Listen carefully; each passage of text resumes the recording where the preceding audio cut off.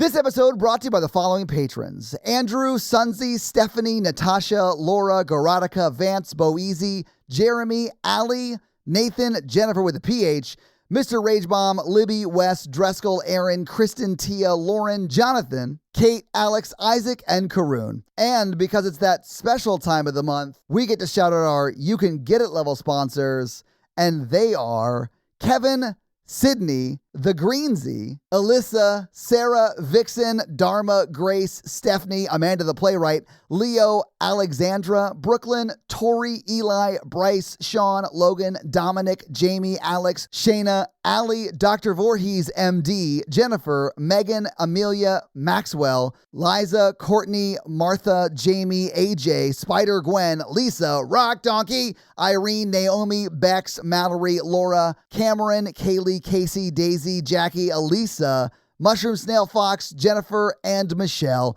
And all the patrons want you to know you're loved, you're listened to, and you're a valuable member of this awesome horror version community. And if you want to hang out with us, please do so in the Facebook group where we hang out daily. The menu, or as I call it, this is the Angus of Horror Virgin. If by Angus you mean Angus beef, yes. Yeah, Angus steaks, yes.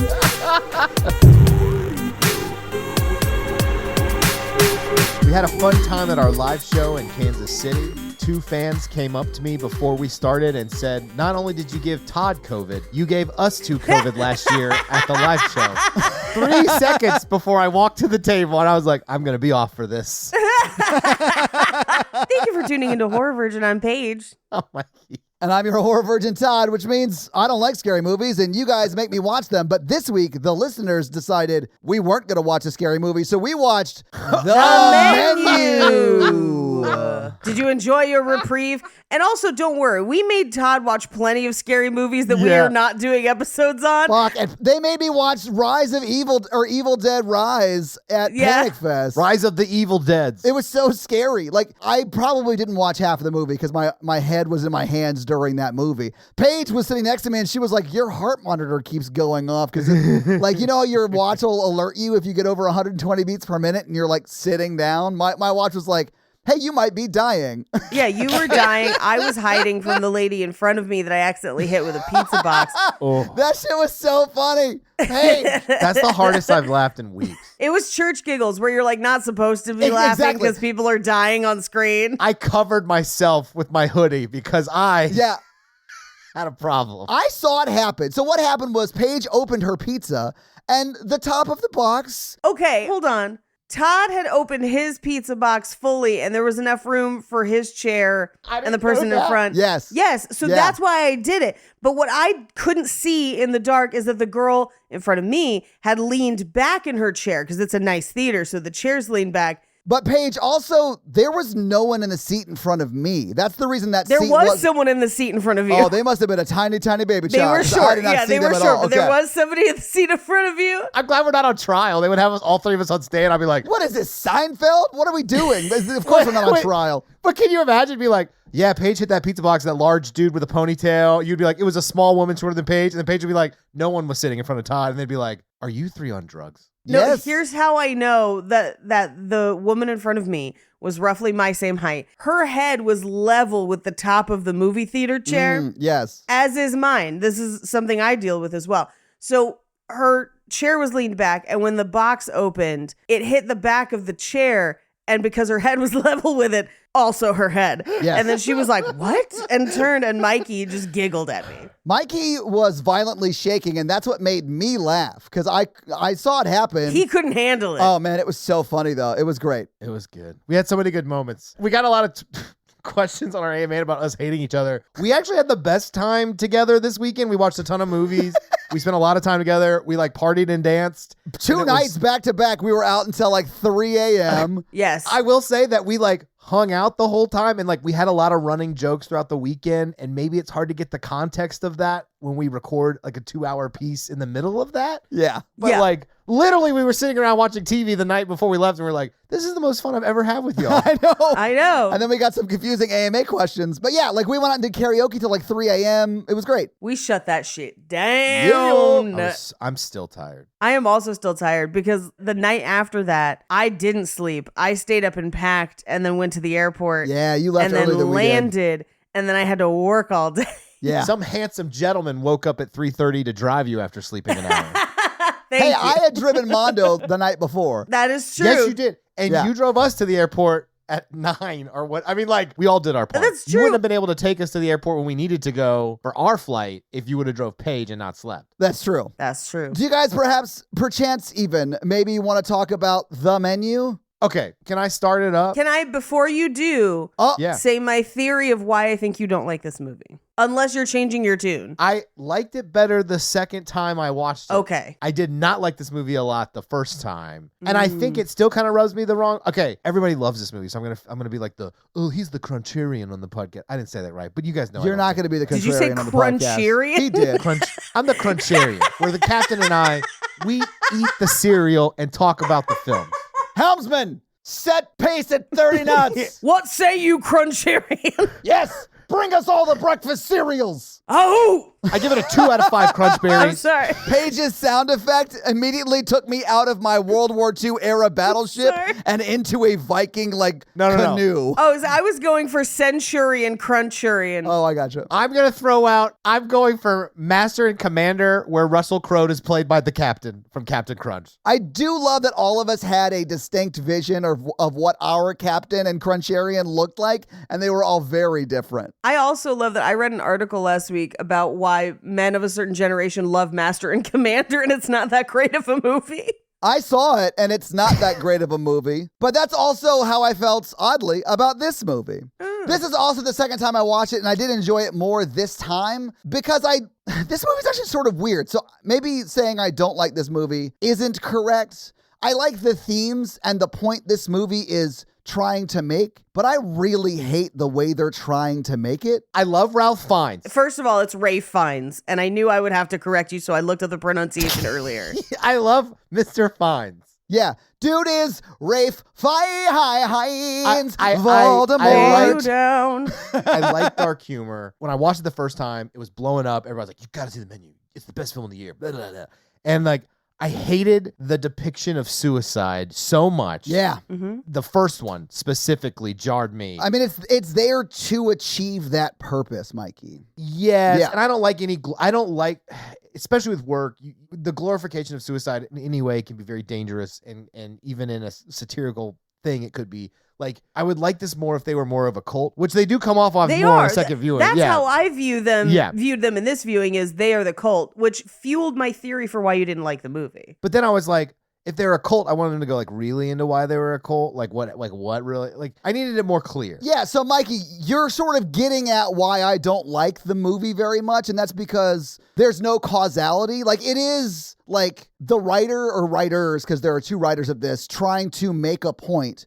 So everything in the story is just to serve the purpose of those writers making their point. And no one acts really the way anyone would in the situations they're in. Like at the end of the movie, when they put fucking marshmallows on them and little chocolate hats, and they're just like, yeah, this is fine. Like the meme of the dog holding the coffee in the burning room. Like, that's so dumb. But like, I love the metaphor of, consumerism killing art and then art sort of killing it back. I love that, but I hate the way they wrote it. I just felt there was too many innocent people dying. Oh, yeah, and because a ton of innocent people die, Mikey. Yes. Anna Taylor-Joy getting away. It's Anya Taylor-Joy, but we will call her Onion Taylor-Joy. Taylor-Joy. Because that's my favorite Trixie Mattel tweet, and she's in a food movie. I feel like we have She's to in a call her food Onion. movie. I am the worst today. Jake walked by as I was watching this and was like, oh, is Onion Taylor-Joy going ham on people? I was like, no, but she's going to eat this cheeseburger and escape. He made two food references in one joke, and that's why I love Jake. That's great. He's bringing his A game all the time. But like Her escaping was good. I hated that John Leguizamo's assistant didn't escape. I think it's important that she didn't escape. Yeah. She was allowed to leave. She was allowed to leave. And I hated that. Yeah, that's true. And then the kitchen staff. I would have liked it if he like made the kitchen staff do everything and was like, now you all go. Now you're all free. Oh, well, I sort of, Paige, and I think you may say this, and sorry to cut you off. Yeah, probably. I feel like the kitchen staff is the cult, right? So I sort of, Yes. we've seen plenty, and Paige, I know you deal with this on the daily, so I'm sorry to bring it up. We see plenty of death cults where like a lot of people kill themselves with their cult leader. Like that's unfortunately super common amongst cults. Yeah, okay. So first of all, I loved it because it includes a lot of my favorite shit. First of all, food. Bougie food shit. Hell yeah. Fucking love it. Secondly, making fun of bougie food people because they are fucking the worst. Thirdly, the themes of consumerism destroying art. Yeah. Super into that. Yeah. Fourthly, cults. But what I really kind of started to view this movie as, and why I thought that potentially maybe might have been the driving reason why Mikey didn't like it, apart from the depictions of suicide, which I assumed factored into that. Yeah. I don't think you're supposed to like them. I mean, yeah. Well, I think this is a movie much like Midsommar, where you have a complicated morality to it. And I can dig it most of the time when there's a complicated morality. But Mikey doesn't seem to like that as much. Because just like in Midsommar, the chef, Slowick, and the cult are evil. Like they are doing bad things to people. Now, the trick is sometimes you're like, they're right though. But that doesn't make it okay for them to do what they're doing. And it doesn't make them, air quotes, the good guys. That's the thing. So like, you kind of have to look at it as we're all kind of shitty, right? I do think for me, the cult aspect made a lot more sense, especially through the lens of art and perfection. And that was what they worshipped. And there is no perfection. And therefore, you end up with nihilism because you cannot be perfect. So I got that and I was super into it. And I kind of view this movie as like, it is an exercise in satire. If you think about it with real life implications, it's horrifying and terrible. And also they served way too many foams. But if you think of it just in the case of satire, and specifically satire of the food world, it is chef's kiss. And I fucking loved it. I wrote in my notes, this is how I vision people talking about Midsommar. That's the how. Yeah, I was like, this is the internet talking about Midsommar. I was watching this and I was like, Mikey's going to hate this for the same reasons he doesn't like Midsommar. But for the same reasons that I do like Midsommar. But I was like, like Nicholas Hoult, I was like, oh, this is how people talk to me about Midsommar, and I just nod. I was happy to see Nicholas Hoult on the screen again for the second time in as many days, basically. Because we saw Renfield. I know. I just hate that he's such a bad dude. I know. Oh, he's terrible. He's the worst. And I know so many people like him. Yeah. It's like, so there's some of that for me that's like, after working in the bougie food world for a while, there is some of this for me that is very cathartic, where I'm just like, yeah, you fucking asshole. Like, there is some of that for me. But that's the same with Midsommar, where like they're killing Christian. I was like, yeah, you fucking asshole. Like, you know, there is a catharsis that is not an indicator of a good morality in a film or that people are doing good things. That is a personal emotional reaction. But yes, I enjoyed this movie quite a bit. Yeah. I wanted to eat a lot of the things. I need to go to In-N-Out after we're done recording. I did like it better the second time. Yeah, I think I liked it better the second time because I really picked up more of the metaphor the second time. I mean, the metaphor is like super in your fucking face in this movie, so you get it whether you want it or not. But like, I sort of love the metaphor of the movie. Like, I really dig it. Dig it. When he's going after the critic, I was just like, yes! And then the people where he's like, you've been to my restaurant 11 times. What did you eat? And they were like, and I was like, that's fucking right. So I just don't do that. Like, I just don't give a shit, I guess. Like, if you came to my restaurant 11 times, I'd be like, dope. See it on your 12th time. Like, I don't know why that makes them a bad person worthy of being killed. If they wrote a negative review about your restaurant, it would affect you. Did they write a negative review? Is that why it was decided that they were going to die? No. They are absolutely the people who consume his art but do not care about it or understand it. And that's why he hates them. He's not a good guy. Like, these are not good choices. Like, you can't stand here and be like, oh, that's fucked up that he did that. Yeah, he's the villain. Like, he killed everybody. But I do understand that feeling of like, sometimes someone will attend a bunch of shows or like follow me online for something and then comment things that I'm just like, you don't get me at all. Like, I don't understand how there's such a disconnect, and it'll make you question the things that you do because you're like, how was I so misconstrued? And that's how I kind of viewed them, of him being like, I am trying to create memorable food experiences and it is completely lost on you. And yet you're taking the spot. There's only 12 spots every time. You're here so many times. But that's how I viewed it. Yeah, I mean, but like, awesome. Thank you for consuming my art in any way and helping me provide for myself. Like, I don't understand why they deserve to die, especially the wife in that couple. The guy was a bad dude. Yes, okay. He didn't deserve to die, but like, Growing Pains' mom should not have been murdered because her husband cheated on her. Todd, he's a bad guy. This is the exact conversations we had at Midsummer. He's oh evil. my God. Take Rafe Fiennes out of it, Paige. Rafe. Yeah. Take Voldemort out of it. If you take Voldemort out of it altogether, the metaphor is still saying they deserved to die because they consumed art thoughtlessly. Oh my God, how bad is it to consume art and help someone provide for themselves, even if you don't fully get it? I don't give a shit. I know people hate listening to this podcast, and I'm like, thank you for the download numbers, man. Like, I don't understand why they deserve to die for that. Todd, This no is exactly one what deserves she's to talking die. about. We have the same exact problem we had with Midsummer, and Yeah. she likes it we're going to have the same podcast, but with food instead of maypoles. None of these people deserve to die.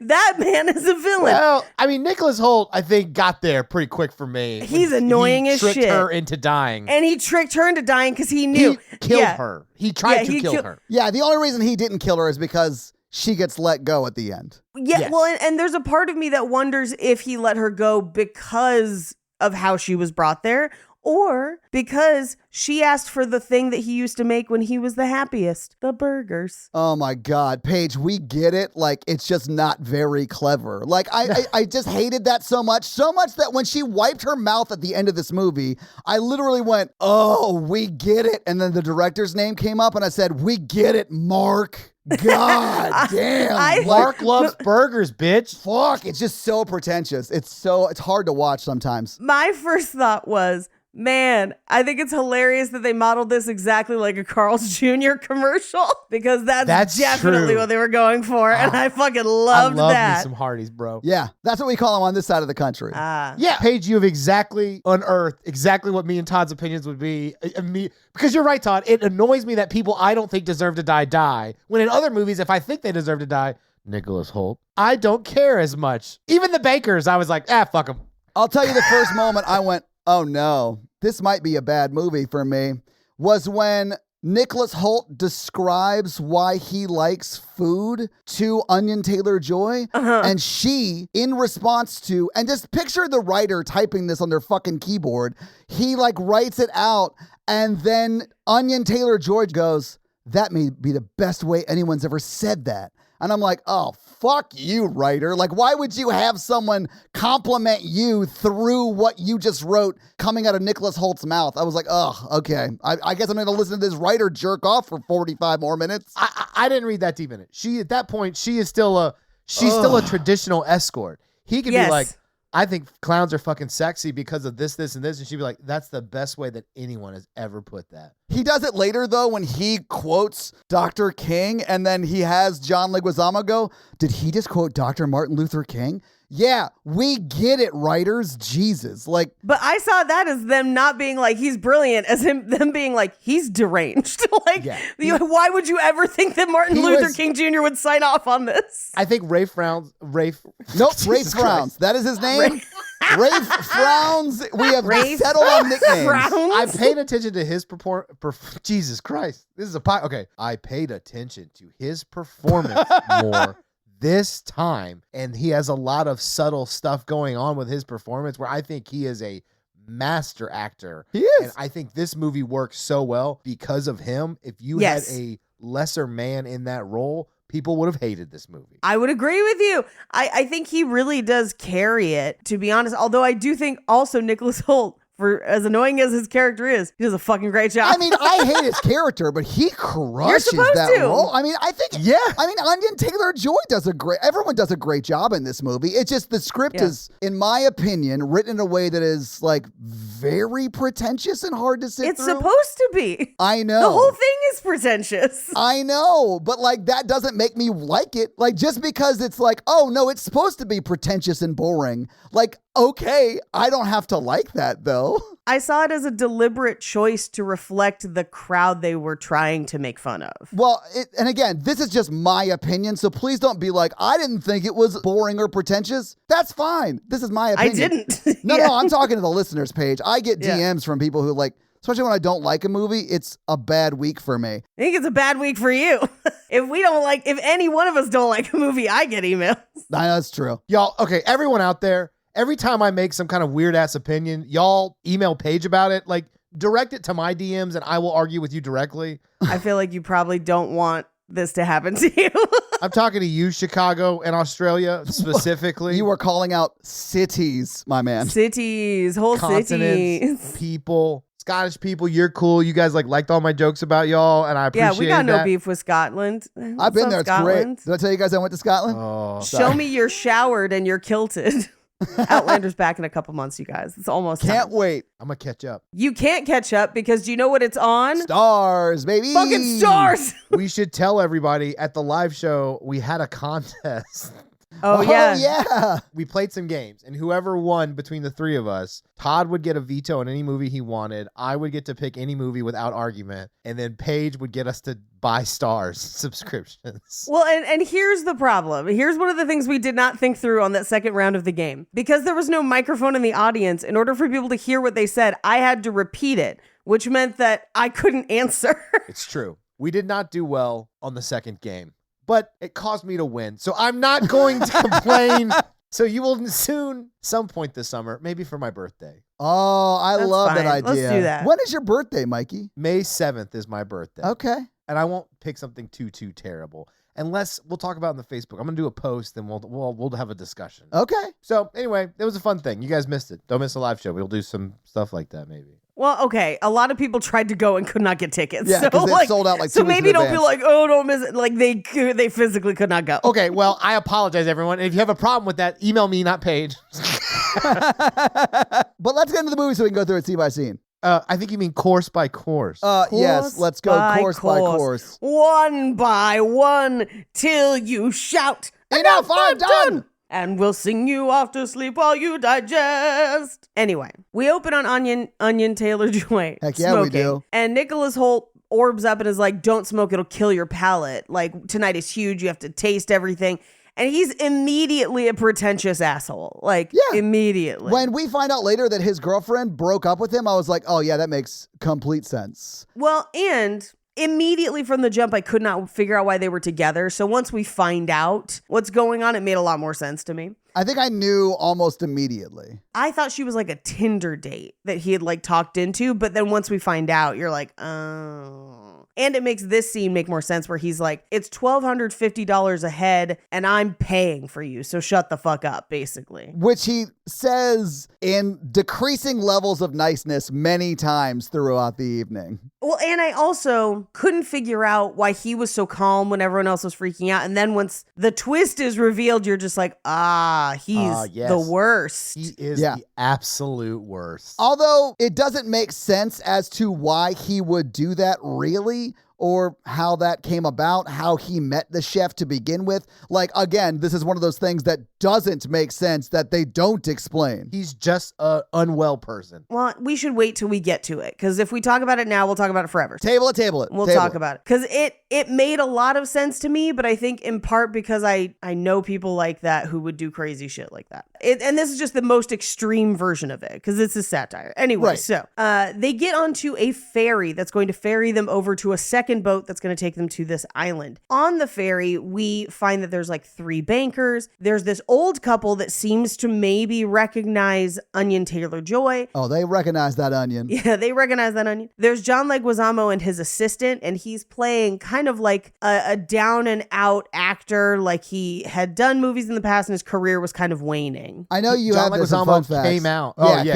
This has been so public. Mikey was about to Yes. touch on it. Like, Go for he it. said he was pretending to be Jean-Claude Van Damme in this movie. Hilarious. So, like, he is that. Someone who was once famous inexplicably and then is no longer famous but still sort of out here committing crimes. I've seen the entire JCVD back catalog, and it is explicable, my friend.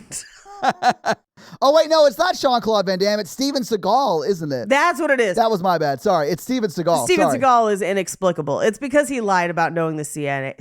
It's like a whole thing. Oh, and being in the mob.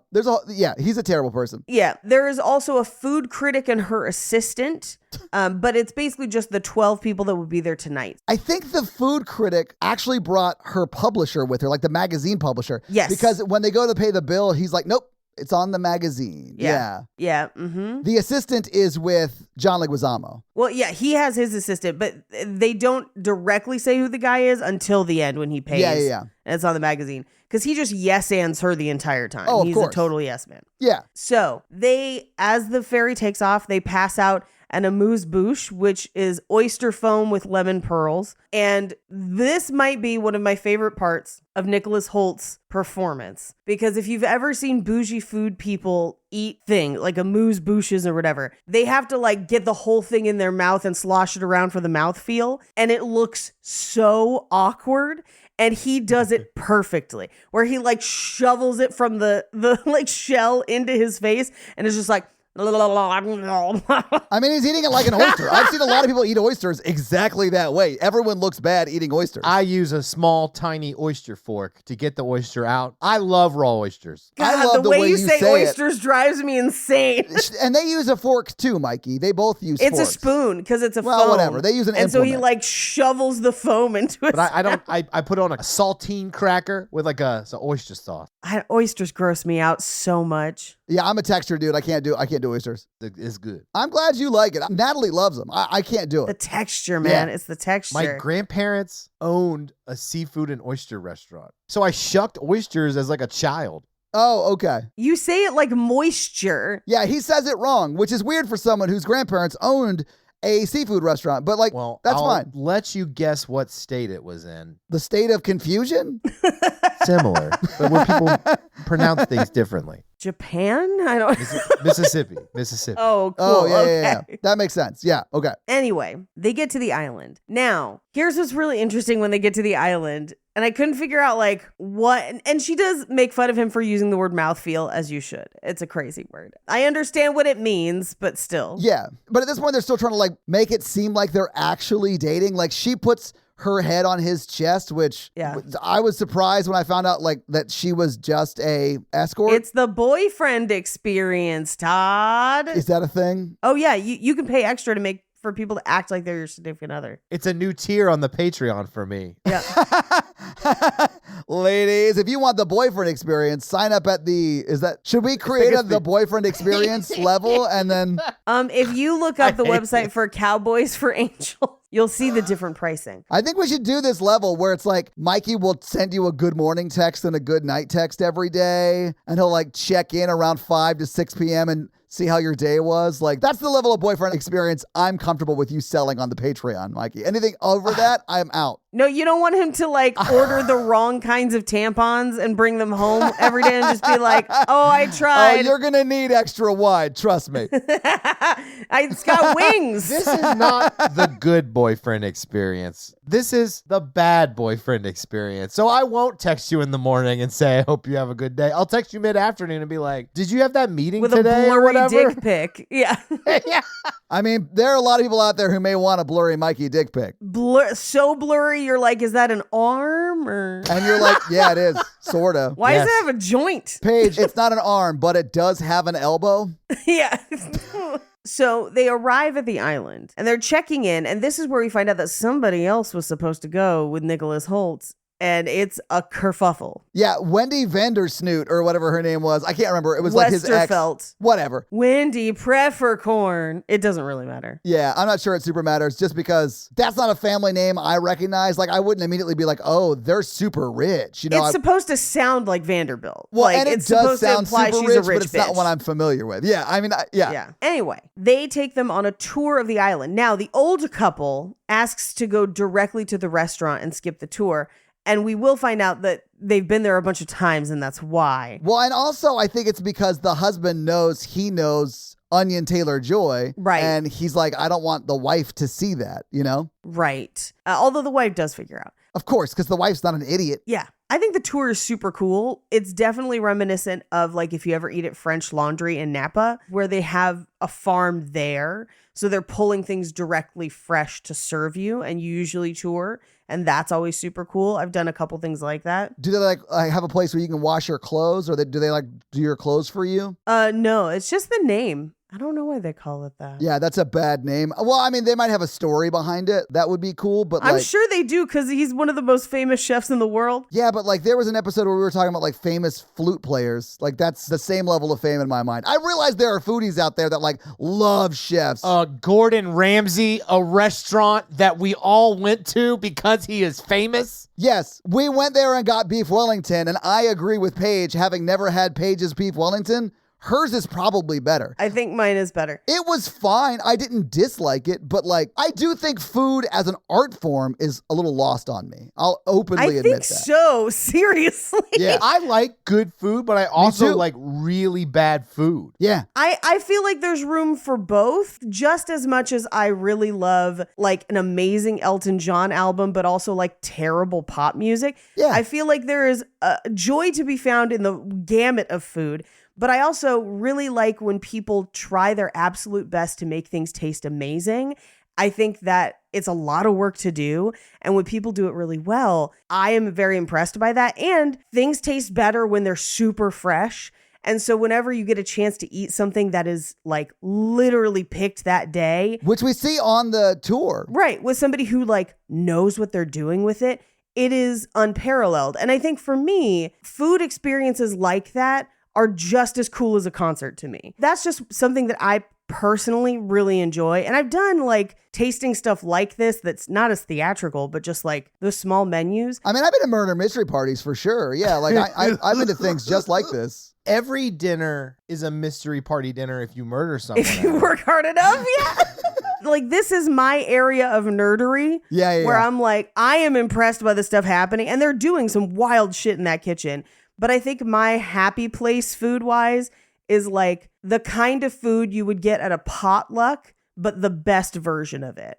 Like, I want to take something to your potluck and outshine everybody. Like, that's my favorite. You want to have the best buffalo chicken dip on the table. Yes. Yeah. One time at work, I talked everyone into having a party that was just dips. And it's the best thing we've ever done. Everyone should try it. An all dip party is fun as fuck. I would have been murdered in the first probably 30 minutes of being at this place because the second I tried to leave or complained and they didn't like fix it immediately, I would have tried to leave. I'd have been like, well, fuck you, I'm leaving. And then they would have killed me because I wouldn't have stopped trying to leave until they killed me. I don't know if they would have killed you at the beginning because they're like, none of you even tried to leave. What does that say about you? Now we're going to I did like that they were like, you really didn't fight that hard. Yeah. I didn't really love when they blamed the victims. No, I didn't love that. So like that was a part of the movie I was like, oh, well, fuck this movie again. Here's the thing.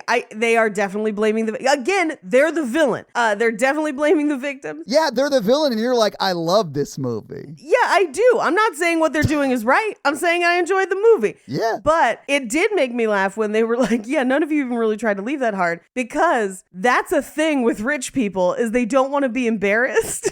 And so that was the way I would like throw people out of my store, was just embarrassing them.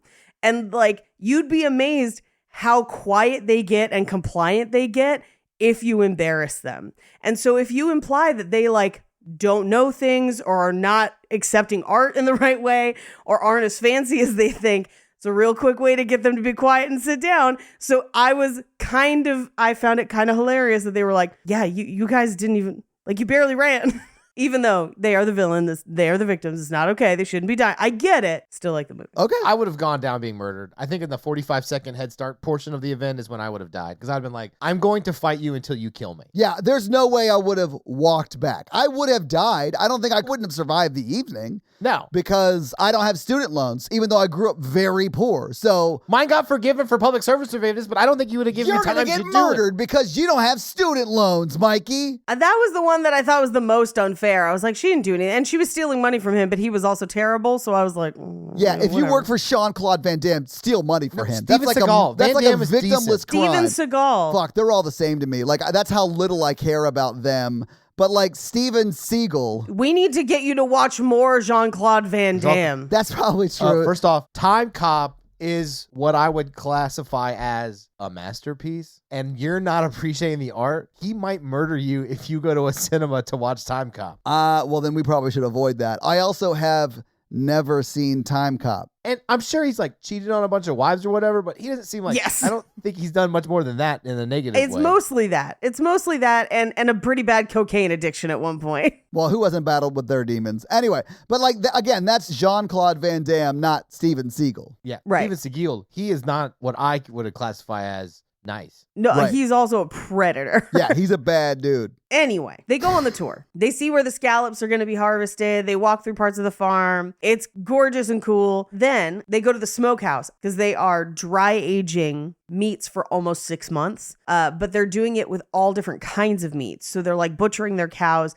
and then doing meat of multiple different cuts and productions and then still dry aging them, which would give everything a very interesting kind of a flavor and a funk. Super fascinating. Anyway, so they finally get to the restaurant after going through the herb gardens and the tomatoes. Todd lives in a smokehouse. Do I? He's a smoke show. Is that a good thing or a bad thing? Oh my God. It means you're hot. I did a compliment. Good He Lord. called you hot. Can you tell how often I get complimented that way? Like, shit, I didn't even know what you were saying to me. All of these comments have made me self-conscious. I'm trying to throw out compliments.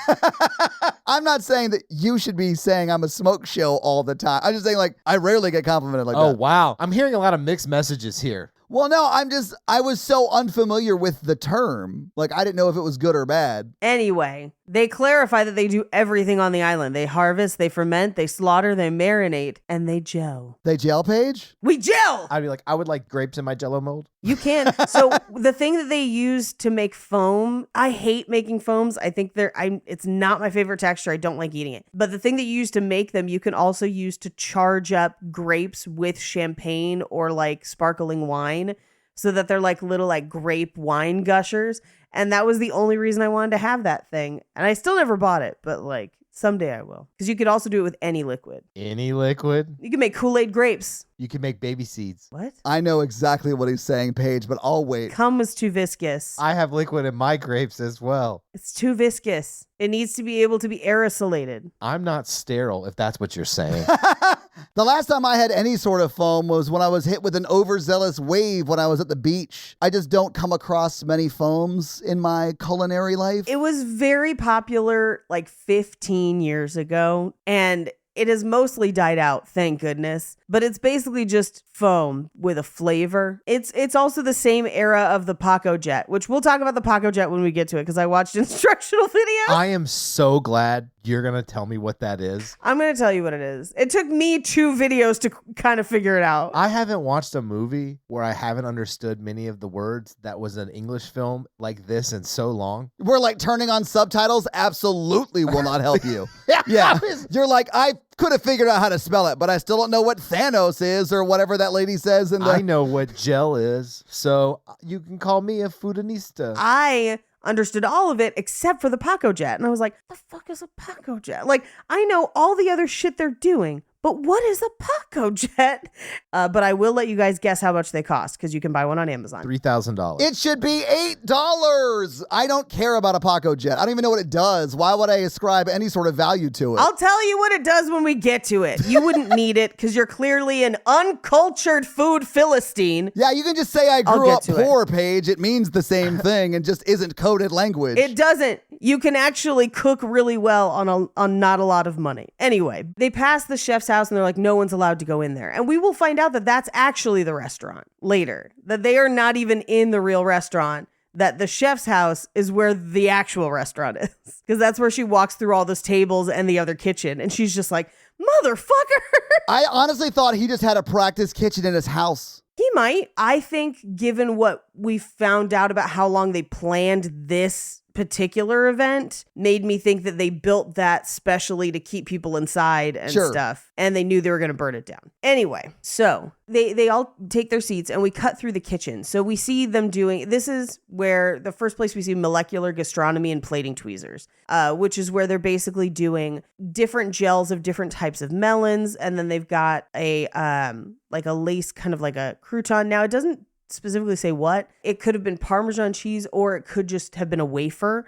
It could be either, who knows? And then this is the first time they use the Paco Jet because he asks them if they use the Paco Jet for it, for the milk snow. Yeah. So let's talk about a Paco Jet. So Paco Jet is essentially a high-powered pressurized blender. So if you're making ice cream in a restaurant, you have a couple different options. You can have a blast chiller ice cream maker, which is what they usually have on fucking Chopped and stuff now. But that ice cream is going to melt very, very quickly. If you want store-bought ice cream, like that consistency, you actually have to make the ice cream and then freeze it for a while. And it's hard to do without it crystallizing. Or you can get something like a Paco Jet. And what it has you do is freeze your ingredients solid. So you have to freeze them overnight. You are limited to how much you can make or whatever. And then you put it in the Paco Jet, seal and lock it in. And it blends through frozen solid stuff while also infusing and pressurizing it with air. So it doesn't crystallize and it gets basically very, very soft. So it's like really nice ice cream instantly, and it allows you to make small increments of it. So if you want to make just one serving of ice cream, you can, or you can make 50 servings of ice cream. So for people who are doing different things all the time, let's say you serve 6 flavors of ice cream, but only 2 get ordered most of the time. And then every once in a while, somebody orders 1 of the other ones. It allows you to kind of work back and forth a little easier. But they came out in 2011. So they're kind of older hat, but that's what a Paco Jet is. And they cost $8,000 if you want to have one at home. I don't think most people need one in their home. I think it's restaurant. It makes sense to me. Like a Snoopy ice cream maker. I mean, it's how you turn milk into snow, like nice, tasty snow. It's like ice cream consistency. I think it looks really cool on the dish. It looks very cool. Yeah. Like that's dope as shit. I did wonder, and Paige, I can answer this for you probably. I'm going to shock you by asking a question. Mm-hmm. I am legitimately interested in this. Yeah. How do they make those little circles that are under it? Oh, yeah, that's the molecular gastronomy part. Are they like boiling it down to the flavor and then compressing it into that? Like, I just didn't know how they came up with those tiny fucking perfect circles. Okay. I can tell you. Do it. I'm genuinely interested, Paige. So this is molecular gastronomy is how they do this. And you do usually need immersion circulators and a couple other things to do it. It's very tool heavy. But essentially what you're doing is taking like a puree or a syrup version of whatever the food you're making, usually a puree. And you're also including agar-agar, which is an alginate, which is what he tells her. It's like scum, but it's basically a thickening agent. And people actually use agar-agar in a ton of different things now because it's a non-animal byproduct thickening agent. Okay. So normally you would use like gelatin or something like that, but agar-agar is not quite as stiff as gelatin. And it doesn't come from animals, so people who are vegan can eat it. But because it's not as stiff as gelatin, you can actually infuse it and then control the temperature of a bowl of water. And then they inject it into the bowl of water. And because water is kind of thicker and holds things into a shape with the like tensile strength of the water, it'll hold things into circles. So it like automatically makes these kind of little perfect circles that you can then pick up and plate. Yeah. Anyway, so they all sit down, they have the first course, and they ask him not to they ask Nicholas Holt not to photograph the dishes, but he does anyway. Of course he does, because he's an entitled piece of shit. He's an entitled piece of shit, but more specifically, he is someone who is aspirational and wants to know everything about cooking, but refuses to actually do it himself. I love that aspect of his character, and I love that the executive chef, whose name no one can pronounce. Slowick. I meant Rafe Fiennes. Oh, Ray Fiennes. Ray Fiennes. I love that he points it out. Like, I really do love that. Like, those that are existing off the working class laborers are themselves unable to do it. Yeah. I loved that they pointed that out. Again, love the metaphor of this movie. It is just packaged in this like inaccessibly nerdy thing to me because I'm not interested in food or cooking like Paige is. Like, I get why Paige loves this. Yeah. For me, it's total nerdery. No, yes. I know. And like one of the reasons I asked you that about the emulsions was because like I knew you would be able to explain it in like a very accessible, like passionate way. And it was cool. But like I don't care about that stuff normally, you know? I have varying friends on the food spectrum where I have friends who get way nerdier into shit than I do. Like, I have a friend that I always borrow his dehydrator because I don't own a dehydrator, but he does because he'll like make his own black garlic and garum and hot sauce and stuff. And I just don't do that as much. Sure. But then I also have friends that are like, I make the best pancakes. And you're just like, so you're stopping at pancakes. All right. Make the best pancakes. That's fine. Anyway, the photographing the food thing is it's like an annoyance in the food world where some people love it, some people hate it. I don't mind it. Because I think it's sometimes I see other people's food pictures and I'm just like, oh, I want to eat that. Like, where is that? I'll go eat it, you know? Yeah, I like food pics. I posted a food pic when we went to Gordon Ramsay's place. Like, I am guilty of that as well. Like, yeah. But Gordon Ramsay's not the kind of douche that would like come out and be like, stop doing that, or like print my face on his next round of beef Wellington to come out. Like, why is that guy on my beef Wellington taking a picture of his beef Wellington? That's very meta, Gordon. That's a weird joke to make. I have a hot plate take on this topic. Oh, Great. I love that you just said hot plate take. Let's do it. It's like my one food reference. People like pictures of food and use them to see if they want to go to a place. They do. Unlike pictures of fireworks or concert videos. Mikey, I was just going to bring this up. Are way more annoying to me. I am guilty of like taking concert videos, but I will 1000% own that I never go back and watch them. Never. Like, ever. And I wish I wouldn't do that. Do I think I'll continue to do it at concerts? Yeah, probably. I think that's your toxic trait. It's one of them for sure, Paige. I don't know if it is the toxic trait, but it sure is one. That's like the worst trait you have. And I think that's pretty good. I like new complimentary, Mikey. I'm really trying, guys. I'm so trying. I refused to take concert video when I saw Elton John, and I think it actually enhanced the concert experience for me because I just sat there and experienced the music. Yeah, no, Paige, this is going to sound pretentious from me now, but like music is the thing I get pretentious about. Right. So like, please know that when I'm calling it pretentious, this movie specifically, I get that it's just not my kind of pretentious. Right. And if this was about music, I would be like, this movie's everything. You know, like I was Yeah. for what I would say is the music version of this, Rock of Ages. Oh, God.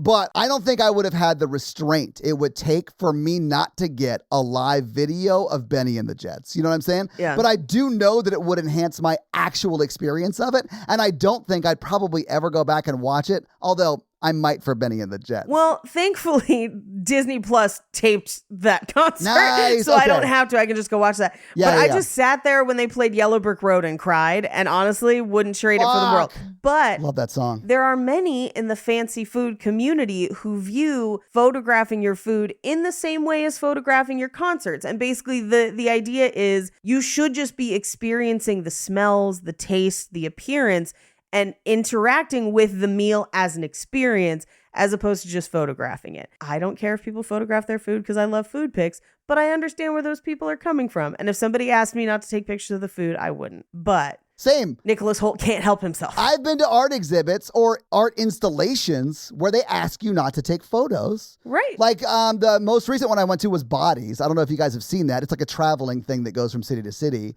And they ask you not to take photos of it. And it was cool as shit, but like that's a weird one because of its connection to a cult. But yeah. Well, and also the way they source the bodies, I found out later on. That's was what like it is. They're They're political ethical. prisoners. They're Falun Gong members. I wish I had known that before I went. Before to you it. went? Yeah. But like that was one of those things where you get home and you're like, oh, I wonder where else this has been, and you Google it and you're like, oh, it's also been in Chicago. Oh no! I just got to the third result.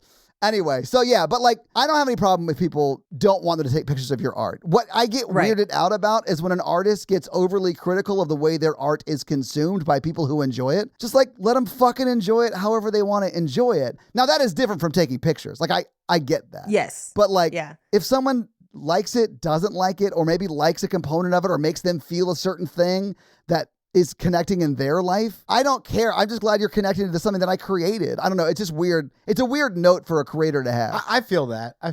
Okay, but I do care sometimes, because if a Nazi came up and told me they liked my stuff, I would care a lot and it would bother me a lot. You know why it wouldn't bother me? Because you got their money? Okay, do you know the 2 reasons it wouldn't bother me? Why? Because that lets me know that they don't necessarily disagree with my stance on tolerance and things like that, because they're able to actually get through the episodes, and I get super fucking preachy sometimes, and I get that. But that means that maybe there's hope for that person, and we can like get him some help and some services to get him out of the cult he's in. That's an optimistic take. Oh, it's way more optimistic than that skinhead Look deserves. at all of right? us being optimistic today. Well, see, my version of it is, what have I said to attract you? Because I want to be the absolute opposite. Oh, yeah. No, I understand that. Well, some things I've learned lately are like sarcasm is difficult for a lot of people. Anyway, so they ask him not to photograph. He does it anyway. He asks them about the Paco jet, and he's like, I've got it at home. I've got a Paco jet at home. And the guy's like, why? I bet that dude's kitchen is a fucking mess of shit he never uses. You know what I'm saying? Yeah. Like, he clearly doesn't know how to like cook very well. Like, yeah, he's the kind of rich who has a chef. He is, I think, a hobbyist, which is awesome. And if you have a shitload of money, go all out with your hobbies. Like, that's fucking dope for that guy. Great. But like the fact that he hung himself after he didn't cook a great meal in front of the best chef in the world in his eyes is insane to me. Well, we don't know what the chef whispered to him, but I think it was more the idea that his entire life is a fraud, and that he equated consuming someone else's art to being able to create his own. Oh, that is, I think, a common misunderstanding of a certain class of people, right? Mm-hmm. Just because they can afford to buy it means that they themselves can recreate it, which is not true. But I also don't think ultimately someone who was raised that way would give a shit. I think they'd be like, oh yeah, fuck you. I could buy and sell you 4 times over. I don't care. But I also feel like I can explain it away in the movie because in my mind, he's a member of the cult. He just doesn't live there, you know? Well, because he went there knowing everyone would die. Yes. So he's prepared to die. So yes, he is a member of the cult. Yeah, he's the only patron, if you want to call them that, or victim, yes, that I think is a member of the cult. I think the rest of them are innocent or maybe not so innocent victims. And of course, the staff is all in the cult too. Right. I think I would have killed everyone who made The Last Jedi in the other movie after that. Just wholesale? You want to murder the people who were in charge of making 2 of the most recent Jedi movies. After having just said, people don't get sarcasm anymore. If you touch Oscar Isaac and John Boyega, I will rip your skin I think he off. means the creative team, not the actors. Yeah. Anyway, we kind of make the rounds at the tables where we find out that John Leguizamo's assistant is trying to leave, and all of these banker bros are total douches. They take Margot, Onion Taylor-Joy's coat because she has it on the back of her chair. Yeah. And we kind of get a sense that like, these are not great people. These are frustrating, annoying people, or people who are morally undesirable for one reason or another. But then we come back around to Nicholas Hoult and Onion Taylor-Joy, and this is where he basically describes why food is his thing. Now, I do think it's wild that he starts out with athletes and musicians are fucking stupid and don't matter. I was like, bro, you gotta admit that your thing that you're nerdy about is the same as the thing that other people are nerdy about. It's like, whatever. But I do like this idea of chefs play with life and death itself, because if you are cooking protein, you have killed things. If you're picking things, you've killed things. But if you're growing things to foster them for the best flavor, you're also dealing in life. And I think that's an interesting thing to talk about with chef stuff. But then he just devolves into like, I've seen like every episode of Chef's Table, and I was like, oh, I know exactly who this douchebag is. And I think that whole section is literally meant to typify him as a douchebag that watches because he cannot do. And I think the section about playing with life and death is probably something he stole from somebody, not something that he has actually had a thought himself. Like from the closet? No, like he watched an episode of Chef's Table and heard a chef say it, and then he just repeats it back. Like, he does not have original thought around it. He is an observer that has equated himself with the artist itself. Yeah, he is more or less like an obsessive fan with unlimited funds. Yes. Right? So like has never had to work a day in their life because daddy or granddad or great granddad, like there's money in the family, right? So like I don't think my father, the inventor of the Paco jet, would want me to talk to you without my lawyer present.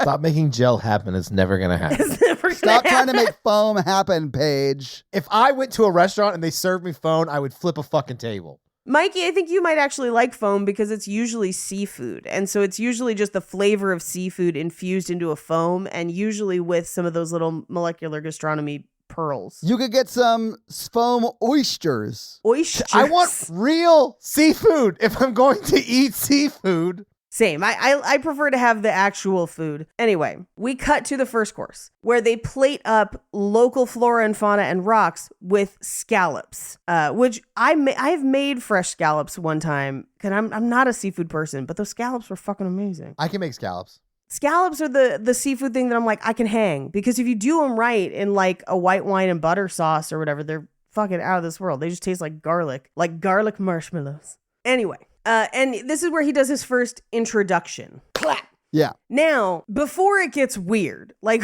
in the first couple courses, his introductions are really interesting from a food perspective. And I was like, I think I would enjoy this restaurant if it wasn't murderous. If I was doing a course meal, there's places that do stuff like this and that, like fancy places. I would like a chef to come out and explain the shit, because I don't know what the fuck I'm eating. I went to one like a month ago with Natalie. It was awesome. It was super expensive, but the food was so good. It was great. It was fun. But no one died, you know? No one died, and they don't give you enough food. So you're like, that was so amazing. You want to go to In-N-Out? Like, that's how it always goes. I do like In-N-Out, and the person I ordered from really explained animal style to me in the same fashion as this. Hell and yeah.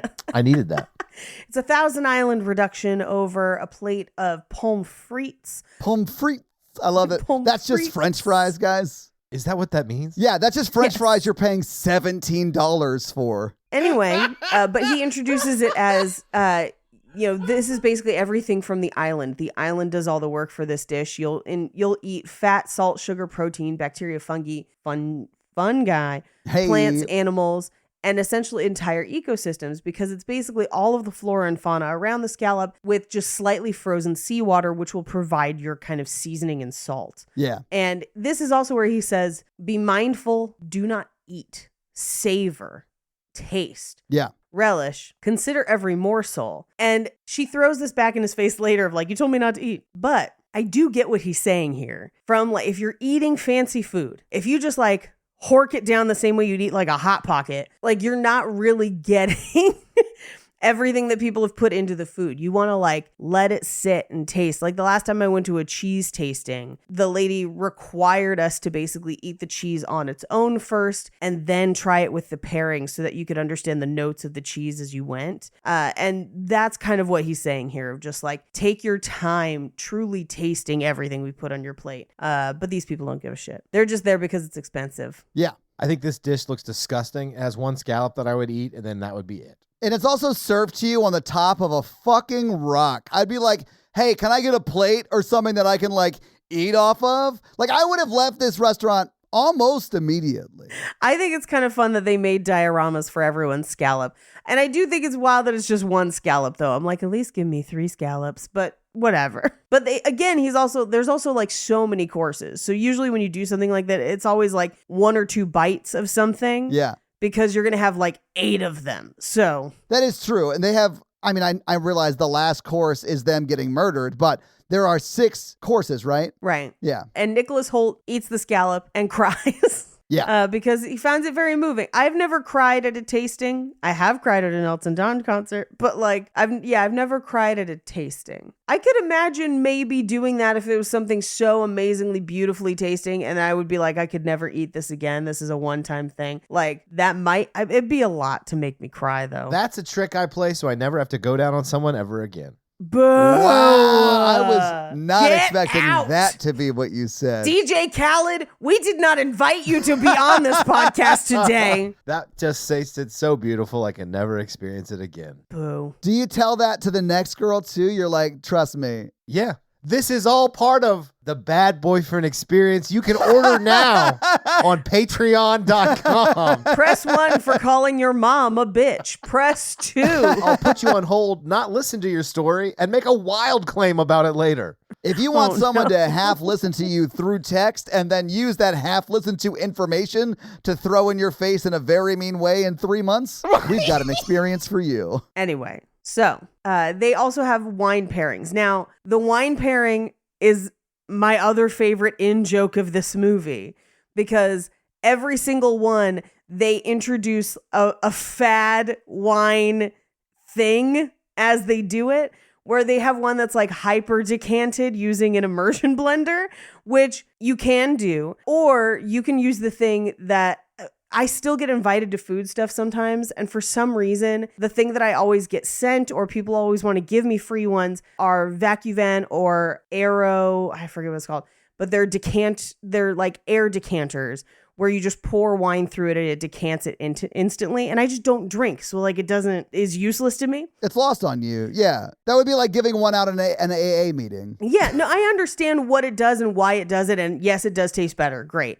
I just don't drink enough wine for it to make a difference to me. Yeah, I don't drink, and Natalie only drinks wine like occasionally. Like we have wine in the house, but like it's so rare we don't ever decant it. But also, who decants barefoot wine? You know what I'm saying? Like it's $5 wine. So like I do. Oh my God. Now I want to get a decanter and like become like this douche, a sommelier about barefoot wine. Sommelier. Pro tip, Todd. First of all, you usually only decant reds. Yeah, I think the bit's funnier if you're using a white or like a pink or whatever, like Moscato or whatever. Agree. You could decant it in the refrigerator. Oh, love it. Here's what you got to do, because people have done this online. You can use a Brita filter. Wait, what? Yes. Okay. Part of the reason those decanters and things are so popular is it aerates the wine so you don't taste as much of some of the carbon and tannins in the wine, right? Sure. A Brita filter will do almost the same thing. I am still over here trying to figure out why when you pour wine into a Brita filter, it just doesn't come out as like water. Like, that's my level of understanding of, like, water filters. Are you saying that Brita is the Antichrist? Yes, I am. That is exactly right. She turns wine into water. We don't have time to go through this right now, Todd. So we do, at this point, get John Leguizamo's pitch for his travel food show. Fuck, I love this so much because this is a guy who has firmly been coasting on being famous 20 years ago for the past 25 years. Like, he is washed up as much as you can be as an actor, and he is so, like, confident that he's going to, like, have this food show. And his assistant is like, walk me through your pitch. And he lays out what is the worst version of, like, An Idiot Abroad or Somebody Feed Phil, or like those like travel food shows that I think are actually pretty great. Like if you haven't seen An Idiot Abroad, it's pretty amazing. Idiot Abroad is very fun. I do like some Anthony Bourdain from time to time. Anyway, but his pitch is, I go to Italy, capri pants on a Vespa. I eat the cheese. I like orgasm from the cheese. Then I fly to South Africa and I'm like, hey, racism isn't cool. Emmy time. That was his pitch. And she was like, you have something better than that for like Monday, right? And he was like, nah, that's it. I That's would it. watch a show about a dude who is completely clueless going to different places to try to like make things better. Then you want to watch An Idiot Abroad. Yeah, that's what An Idiot Abroad is. It's not technically a food travel show. It's just a travel show. Yeah. But does he talk about like racism? Not in the way you want him to. Like I'd watch a show where we're flying Steven Seagal down to No. South Africa. No. For them no. to kick his ass.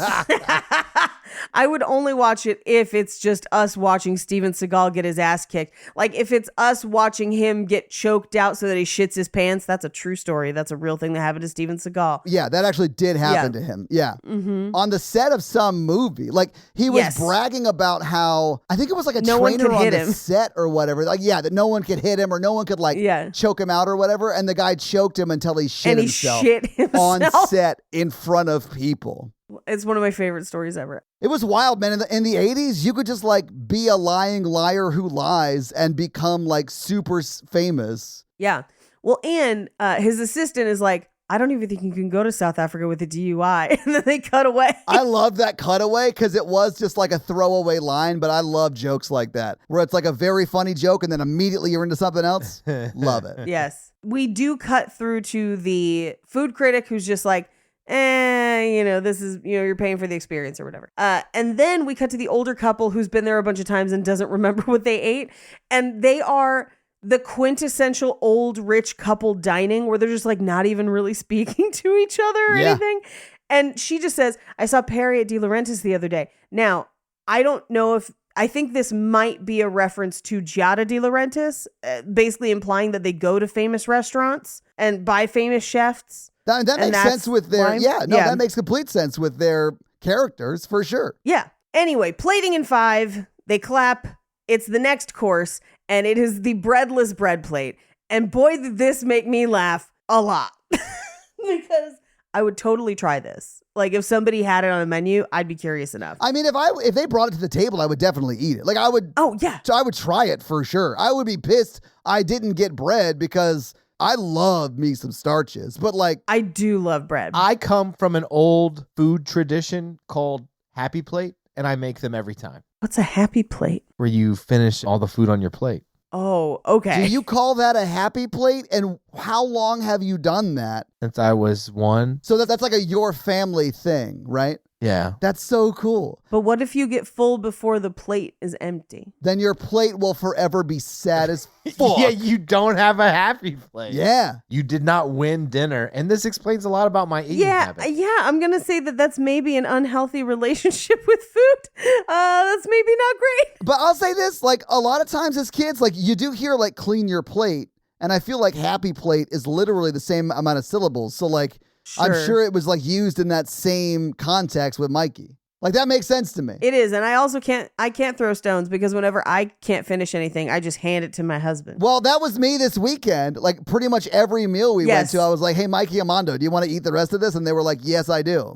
Jake is so jealous of the mac and cheese with the fried chicken. He's like, you're going to have to try and make it. And I was like, I'll do my best. Paige, that was, I think, the most unexpectedly good thing we ate. I know I can make bacon jam, so like I can get that part of that's it. the And I key, make man. killer mac and cheese. That bacon jam on the top of that chicken was so good. We're talking about a biscuit place called District Biscuits in Kansas City. It was so good. Hell yeah. And of course we went to Slaps. I think Slaps was my favorite meal again this year. Always. I just love Slaps. It's so good. And that Love it. wasp got Mikey twice his order. It was so nice. Of burnt ends. Yeah. Mikey bought burnt ends and then a wasp landed in it. And like one of the employees noticed and was like, I'll get you more.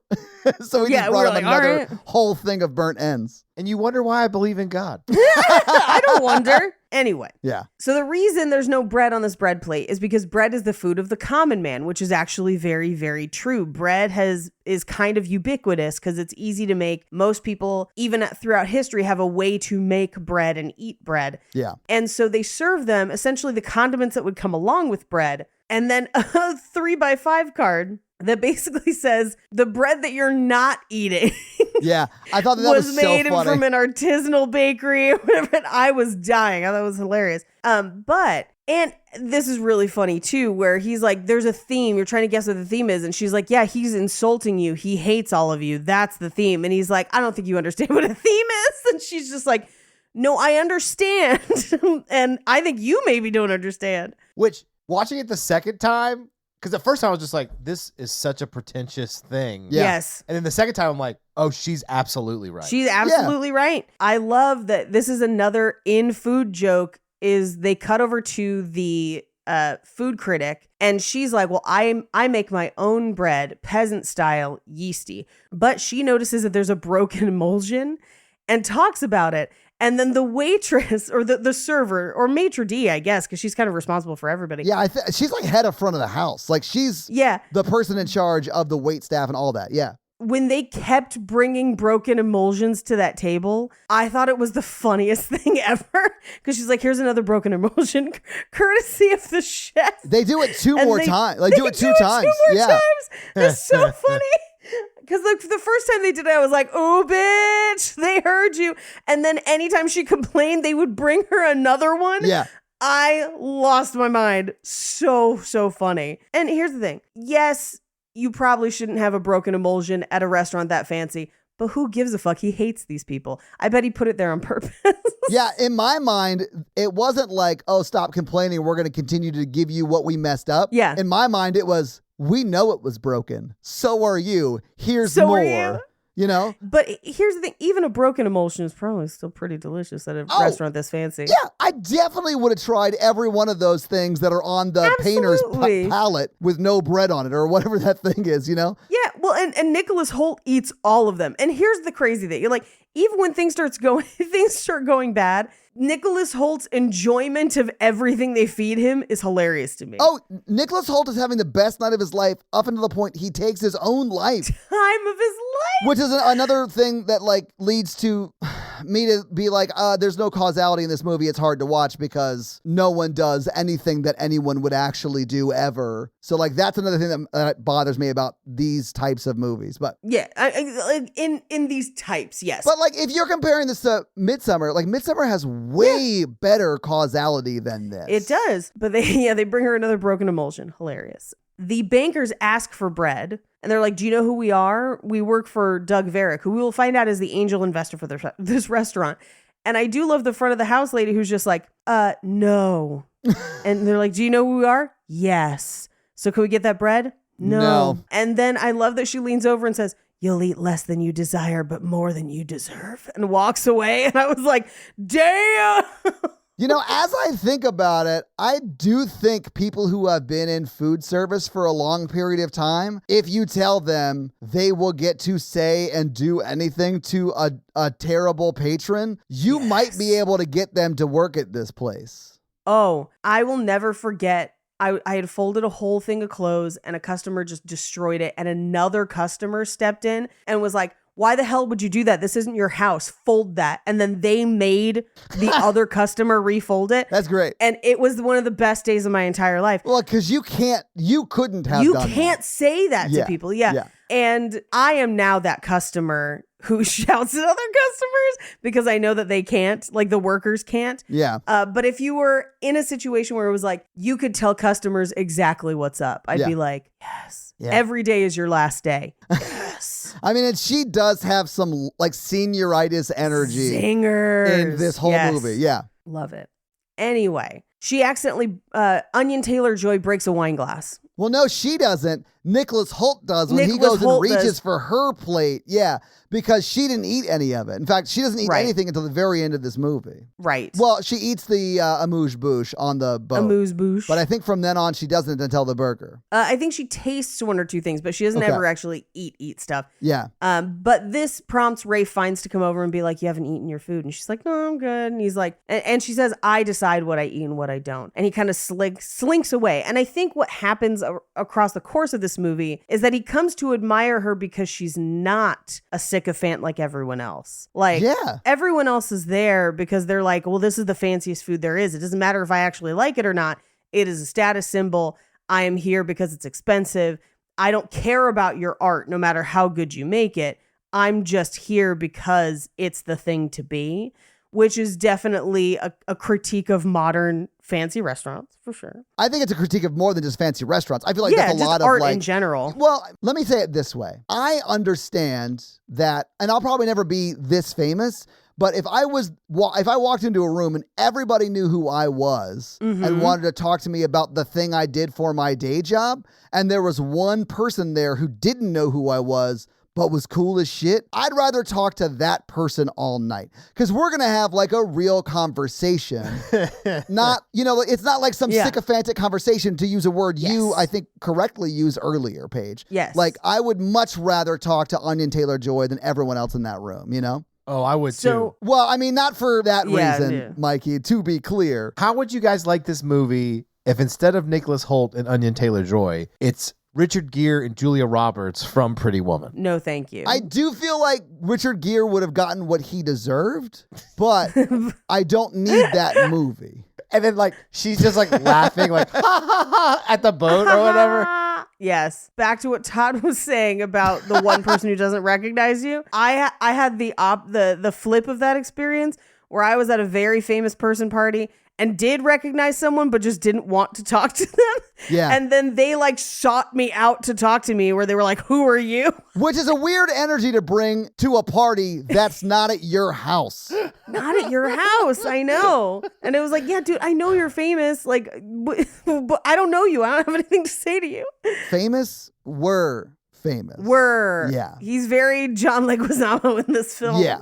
Maybe not as bad as the person that John Leguizamo was pretending to be. Maybe he Worse. is. I honestly don't know. Yeah, Paige, you probably would know more than me. I honestly have no idea. Anyway, so he goes back to the kitchen and she's just like, "Oh, what a prick." And Nicholas Hoult is like, "You're humiliating me. You're acting like a child." He says you're acting like a fucking child. And she's like, "Oh, you need to apologize to me right now." Like, I really like that she stood up for herself in that moment. She was like, Yeah. You may have hired me for the night, but like, I'm not going to put up with verbal abuse. And I was like, good for you. I don't care if you break up with me. Yeah, whatever. I got your money already. There's no way she didn't take money in advance. Like, Oh, I hope she took the money in advance. I honestly feel like when dealing with people in that level of income or that level of money, not even really income, You because I should bet always get money in advance. exactly, because I bet he doesn't actually have an income. He has a trust fund. Yeah. So he has the money, but he probably doesn't really think people need money because he doesn't know what that really is to people because he's like that level of wealth. I mean, I'm just going to say, as a business person in general, get money in advance. Yeah. Anyway, we get to the third course.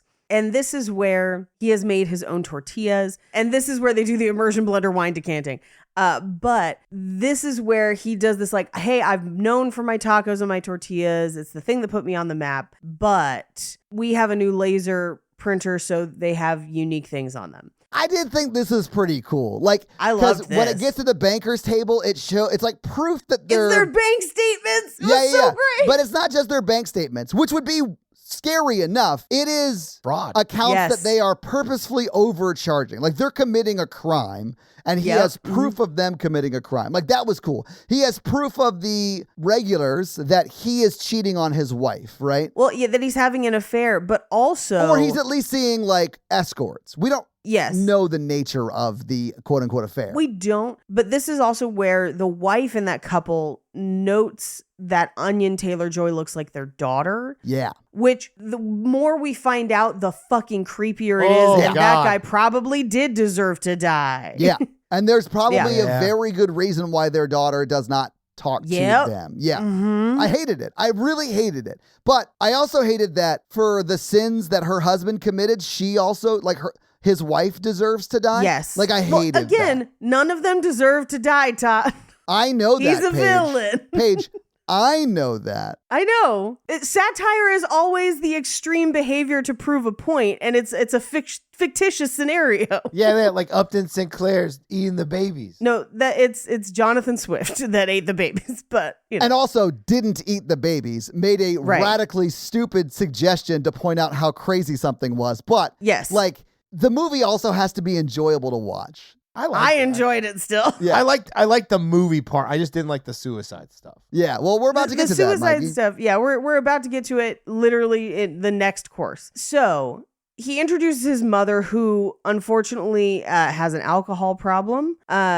and describes a very troubling story, although literally 2 courses later describes a completely different upbringing. So I don't know if this is actually his mom or if any of this is true. I assumed it was true, and I assumed he kills her before he lights the place on fire. Because we see her, I assume, dead, passed out right before he lights the s'mores. It's because she grabbed a champagne bottle like 1 or 2 scenes before that, and we see her drink the whole thing. So I think she's passed out drunk. Oh, I mean, that could be too. I just assumed that, well, I mean, either way she dies, so it doesn't matter. Yeah, it doesn't matter. Yeah. Everybody dies. Yeah. Anyway, so everyone's tortillas have like secrets. Like one is the restaurants that she closed for the food critic. The other is the cheating, the bank statements. And then for Nicholas Hoult, it's him photographing the food. Yeah. Which I thought was very, very funny. And like for the next 20 minutes of the movie, he's like, should I apologize for taking photos of the food? Yes. Now, as that's happening, Onion Taylor-Joy gets up to go to the bathroom. And she asks what's behind the silver door. They won't tell her. But while she's in the bathroom, she looks out the window to kind of smoke and sees them carrying a set of wings into the forest. Yeah. The chef walks into the ladies' room and is just like, why are you not eating my food? This makes me very upset. And she's like, I'm not hungry. And he's like, who are you? Because you shouldn't be here tonight. Yeah. Basically being like, you're not part of this. You're not part of the plan. You don't know what's going on. You definitely don't deserve this. You have not committed any of the sins that I am holding against these people. So like, I need to know what to do with you, which is weird that he has a conscience in that way. Yeah, it is. Because he's a crazy villain. Crazy villains do crazy shit. Yeah, it's almost like his actions don't align with his beliefs and it makes it feel weird. I think they do, because I think in a way he sees a little bit of himself in her before he lost the love of what he does. I don't necessarily disagree with that. And I do love the metaphor of this movie. I just don't love how they do it. I think Rafe does an amazing job in this scene though, because he is saying like, you shouldn't be here. And she's taking it like, yeah, but I am here, get over it, like just serving food, fuck whatever. But he has like so much compassion in his eyes in the scene because he knows what's going to happen already. And that is just like amazing acting, I think. He makes it work, but if it was anybody else, it wouldn't work. Ralph Frowny Face is the best actor. Yes. I think in this scene, because again, she doesn't know what's happening yet. We have not revealed what Nicholas Hoult knows yet. In this scene, when he's saying, you're not supposed to be here, you shouldn't be here, this was planned, I think she's taking it as, I'm not good enough to be here. Yeah. Because that's what people have kind of implied about her all night. Well, and she's probably heard her entire life. Right. But what he's really saying is like, you are not part of the statement we're trying to make, basically. Yeah, you're not David S. Pumpkin. You're not part of it. Right. What did I do? Mikey, where were we? That was during It was Evil Dead Rise. Rise. When she gets in Todd didn't the hear. elevator and Mikey turned to me and was like, how many David S. Pumpkins are on this? And I just said, part of it. And then we laughed. We cut to the next course where he introduces sous chef Jeremy, who basically standing on a tarp with herbs around him. They go through this whole speech of he's good, but he'll never be great. He will never have the prestige and talent that I do. He aspires, he works hard, he puts us all into everything, but he will not ever be what I am. And he does not want it because of what it will take from him. And he then, unfortunately, completes suicide, which is very upsetting, but is definitely them saying people will do everything in their power and work as hard as they can, and you still will not care, and you still will not give them the respect they deserve for the work that they do, because you view these people as not people. Well, and we see Nicholas Hoult treat them that way when he was like, when I think it's the maitre d' asks his name, and then Onion points out that he didn't ask their name, and he was like, well, why would I? It's this guy. Yeah. So it's in the beginning when he says he can observe, and he goes up to Jeremy, who the guy that has just unfortunately completed suicide. He never gets his name. Yeah. I mean, and this dish is called The Mess, and when we see him actually shoot himself in the head, and they like draw the curtain so it doesn't get on the food or whatever, they put down a tarp. Yep. But like still, I was like, this is called The Mess? And there's hardly a mess after what he did. Like, it would be way messier than what we're seeing on screen. Oh, for sure. There'd be brain bits everywhere. Yes. And they pull him away. And for a moment, I wondered if it was fake for shock value. Well, and a lot of them in there think it's fake until, what happens to the guy who's in the regular couple, right? Right. Which is pretty soon, honestly. Like, they know pretty early on what's for sale here, like what's actually happening that night, Right. And so then they actually plate and serve the food. Now, what they actually serve to them looks amazing because it's like bone marrow, but with like steak and beef jus. And I was just like, that looks amazing. But if you look at the recipe that they post, it's like all the things and then R.I.P. Jeremy. Yeah. And you're just like, oh, brutal. Yeah. So this is where the older couple gets up to leave because they're like, yo, we've been here like 11 times and no one's ever killed themselves during dinner. Like, this is a bit much. This is the worst murder mystery party ever. Clearly, we know who did it. We saw it. Yes, we saw it. Hold on, I'm a riverboat captain. Yeah. Yeah, you're Captain Crunch. I'm the Crunchurian. Yeah.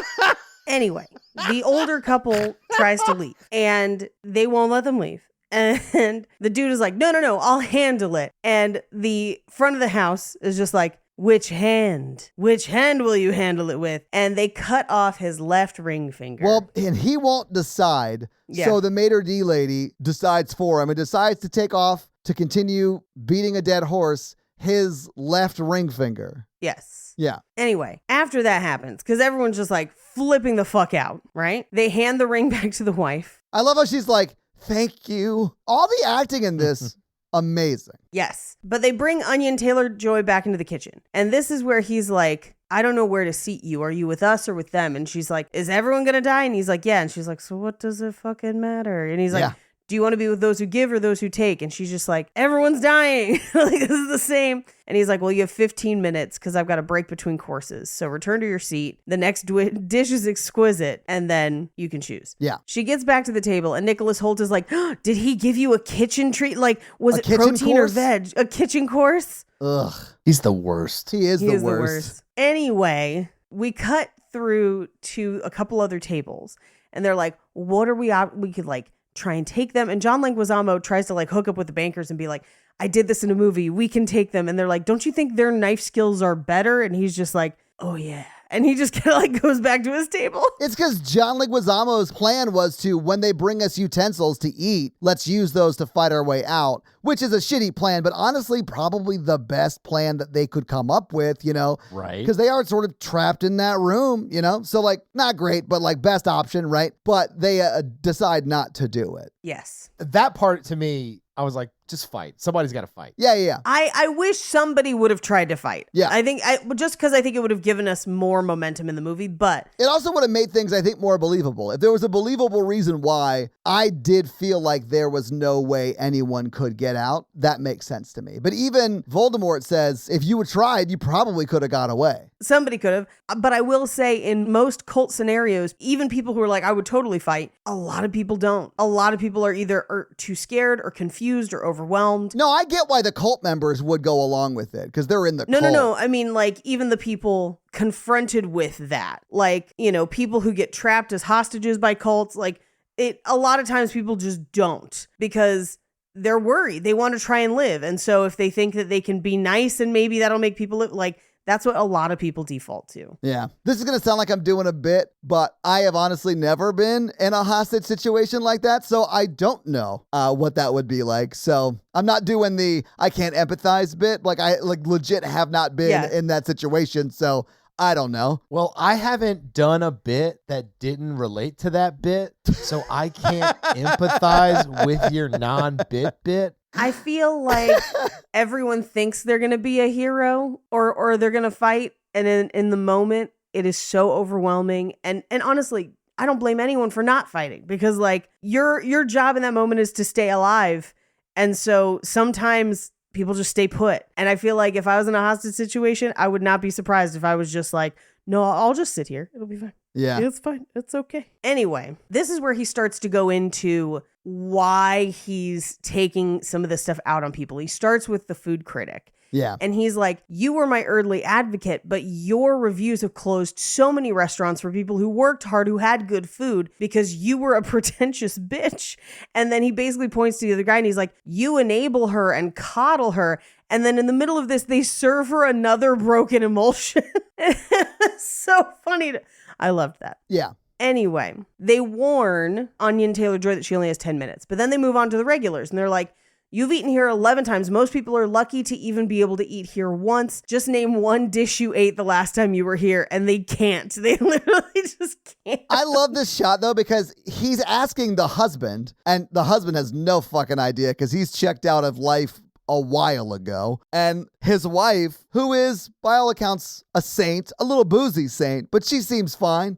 But she goes, cod. And then he says cod, and he's like, no, it was halibut. You both deserve to die, or whatever. Because well, it matters to the fish and it matters to the artist. Like, you killed something and it matters. And this sort of, I should have brought this up when you were talking about the critic, but this sort of like ties into that. I think he blames the critic for making him successful. Yes. Because he wanted to make whatever he wanted to make, and then he got stuck in this spiral of the better he got and the more probably extravagant he got, the more famous he got, the more money he made. Yep. He just like chased this like ego/success spiral, if you will, right? And he sort of blames her for ruining his art on some level, and the other people that are straight up just consumers, right? But like, he's the reason he hates his art. But he also says that literally in the next line. Yeah. He goes into it where he's like, I have gotten to a point where I am so famous that I have made it impossible for me to create art in a way that makes me happy. And so everyone's going down with me. I'm the problem. The restaurant's the problem. You guys are the problem. Everyone's the problem. So we're all going down because he's a villain. The fact that he blames his customers for him losing the love of cooking is nuts to me. It's not nuts to me. The customers are the reason I stopped working at Sur La Table, and I used to fucking love that job. Anyway, he basically goes into like, I've painted myself into a corner, essentially, and I'm owned by this angel investor. So I have to do the things that he wanted because he wanted to adjust menus and make substitutions or whatever. He's their podcast network. Yeah. When he yells at the windows behind them, no substitutions, I laughed. I was like, oh, this is very like 5-year-old energy, and I'm here for it. And here's the thing. I know so many places that don't do substitutions, and I get it. I understand where they're coming from, but there's a part of me that's like, hey guys, like, you gotta have some wiggle room for some people. But anyway, so he drowns him. Like they have him hanging with angel wings and they drown him. But this is where they have everyone go outside and they're gonna give the men a 45-second start. I love that, like, immediately one of them just like is out of there. Oh yeah. It's one of the 3 bankers. Yeah. It is. And in the midst of this, as they're kind of like shuffling people outside, she ends up talking to him again. And this is where he's like, you should be here. Like, you belong in the kitchen because you're a service industry worker and I can tell. Now, he doesn't mean food service. No. He means escort. You know, she's a service, that's service industry. Yeah, she's a sex worker on some level. I don't know, I think she's an escort because we find he asks her how she knows the man who recognized her, and it was she had to agree to everything he said while he jerked off, and I had to pretend to be his daughter, which was very upsetting. But again, we know why his daughter doesn't talk to them anymore. Yeah, I hated that revelation, but this is where he says, do you enjoy providing services? And she says, I used to. And she says, do you enjoy providing service? And he says, I used to. I haven't desired and wanted to cook for someone in ages, and I do miss that feeling. It's that feeling of like, I miss creating in a way that makes me happy, that also makes other people happy. And I feel like the process of creating for profit has sucked the joy out of it for me. Yeah, which we sort of talked about last week on the Deadstream episode. Like, that absolutely happens. Yes. Especially when you like are so good at creating, and Paige talked about this last week too, that other people want to pay you to create stuff for them. Right. And then all you're doing is that. Yes, and you don't get to create your own stuff anymore. Yeah. Mm-hmm. It becomes very hard to love it when you're executing someone else's vision, when you have a strong vision of like what you want to do. Yeah, even when it's popular, or even when you had a part in it and it becomes popular, if it's not the big thing you want to make, it breeds resentment. It absolutely does.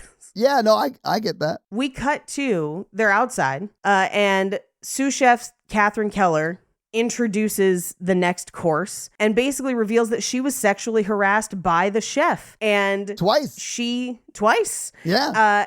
And then he didn't speak to her for 8 months. So she stabs him in the dick with scissors. It's the thigh. Is it the thigh? It Yeah, looks like the dick. They shoot it so it does, but when he pulls it out, you see it's the thigh. His thigh, which yeah. is a call to the first taco plate. Yes. Because of the whole, his mom was choked with a cord. And Yes. he stabbed his dad in the thigh with the scissors. So like, Mm-hmm. it is a call to that. And he willingly accepts the punishment. He says he's sorry. Like, Yes. I feel like this is a interesting way of him trying to make amends for what he, I think, clearly sees as something he shouldn't have done. Yeah. It's just wild to me that they do this. I think this was a wild inclusion. However, the food industry in general is a very male-dominated industry and and full of sexual harassment, man. Like, full of sexual yeah. harassment. It's bad. Like, it's so bad to the point where, like, I knew many women who went to culinary school and were wildly talented,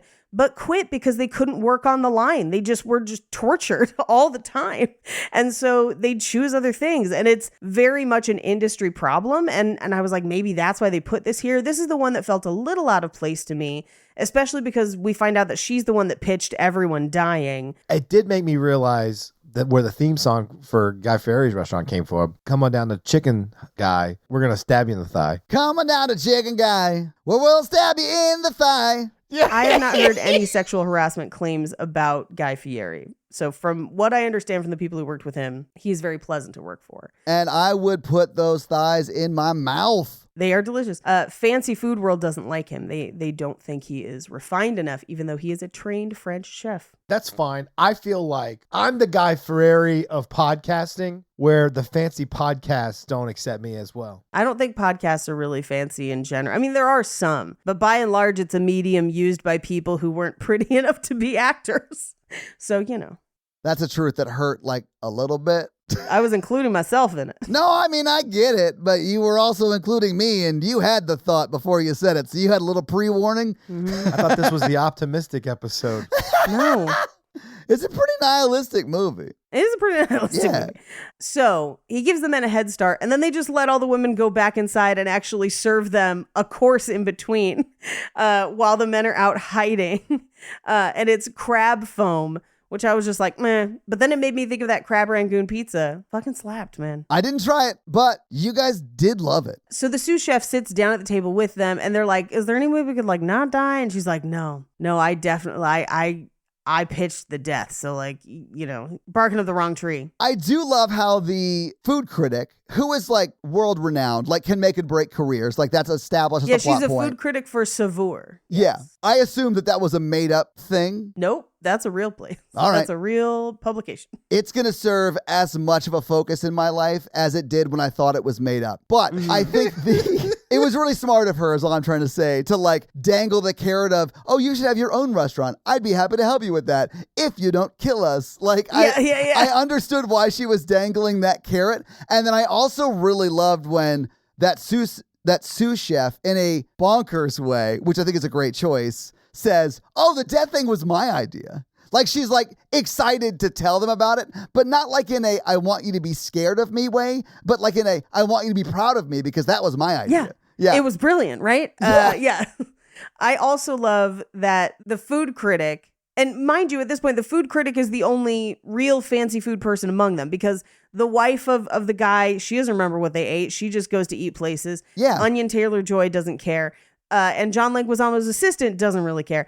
But this is where the food critic is like, the umeboshi is amazing. And John Leguizamo's assistant just goes, the emoji, yes.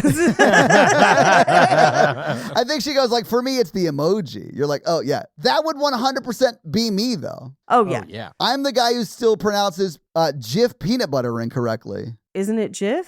I thought it was Jif. I know. I say GIF all the time. I also pronounce things wrong sometimes. I don't think I've ever heard you mispronounce a single word. Definitely not oyster. Okay, well, as long as we're on the same page, I pronounce everything correctly. Where is Ralph Frownyfors? Rafe, fine. Ralph Frowny Floors. Like, he didn't even say frowny face. Anyway, the guys all go out and hide. Nicholas Holt is literally right outside looking at them eat.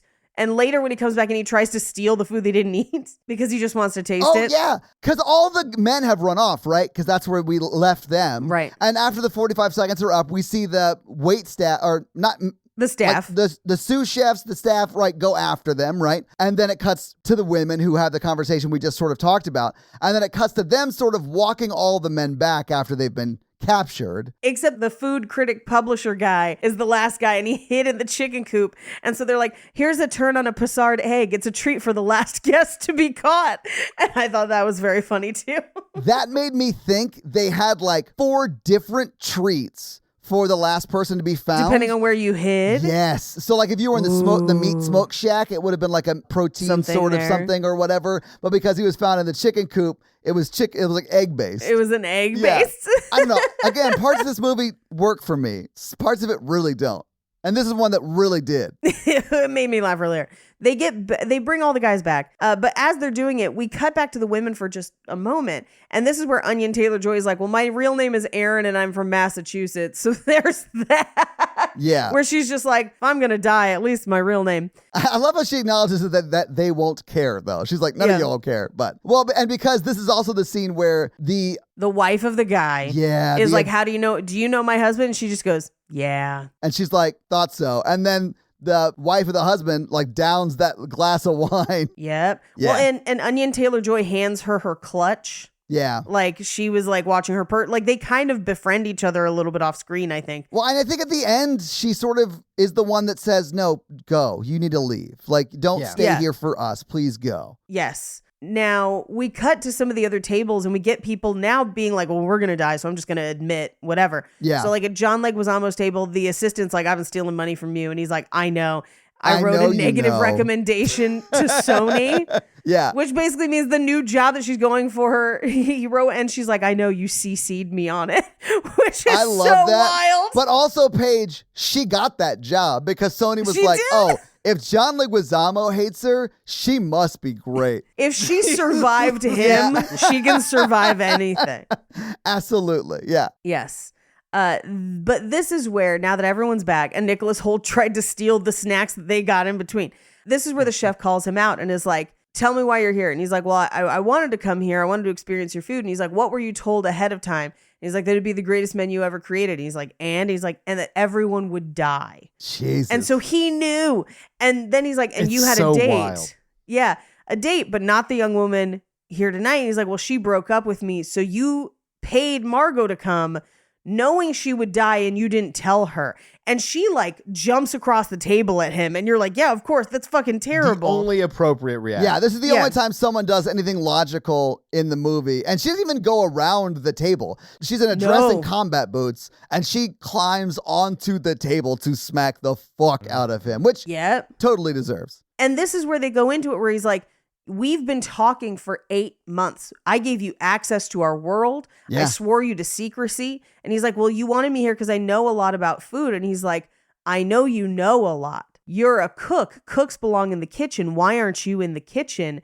Come with me and cook for us. Basically calling him out on his consumption of art and equating that consumption with the artistry itself. Yeah, it would be like buying a Picasso and then being like, I can paint like Picasso. Like those two Yes. things are wildly different. Yeah, I mean, to a degree, it's a little bit of him being like, I bought a Picasso, ergo I have perfect taste in art, but I've never created art. Right. So he makes him cook in the kitchen. Now, this kitchen has everything, and he immediately flounders where he does leeks and shallots and butter and lamb, which is very, very basic, and if you do it really well, it could taste really good. But he doesn't even know how to chop the leeks or the shallots. I did love that Ralph frowny face while he was cutting the, leeks and shallots or whatever. He's like, oh, this is a new cutting technique that I have been ignorant to heretofore or whatever. It was very funny. And he's like, shallots and leeks in a butter, like sauteed in butter. New revolutions in cuisine. Yeah. I was like, the most basic French shit ever. He also, and this is one that like, if you're not a super foodie, you might not have noticed why they included it. He keeps burning himself on the cookware because he doesn't know about the towels. Yeah. If you're in a fancy restaurant, you don't usually have oven mitts. It takes too much time. So you just use the towels that are attached on your apron to pull hot things in and out. And it does hurt because towels are not the same as oven mitts. They're not as thick, right? Like they're not as much protection. Yeah. You build up a tolerance in your hands to hot things. Ladies. But that's why we see Ralph Frowny Face talks about it and even carries the hot coal that ignites the, I don't know, s'more fire. Yes. At the very end. He holds it in his hand the whole time. Well, and he talks about it too, but we'll get to it when he talks about it. But he doesn't know what to do with the plating tweezers. He doesn't know any of it. And he jokes, use the Paco jet, which is really, because it's like not even, but he's like, you have all this fancy shit. You have everything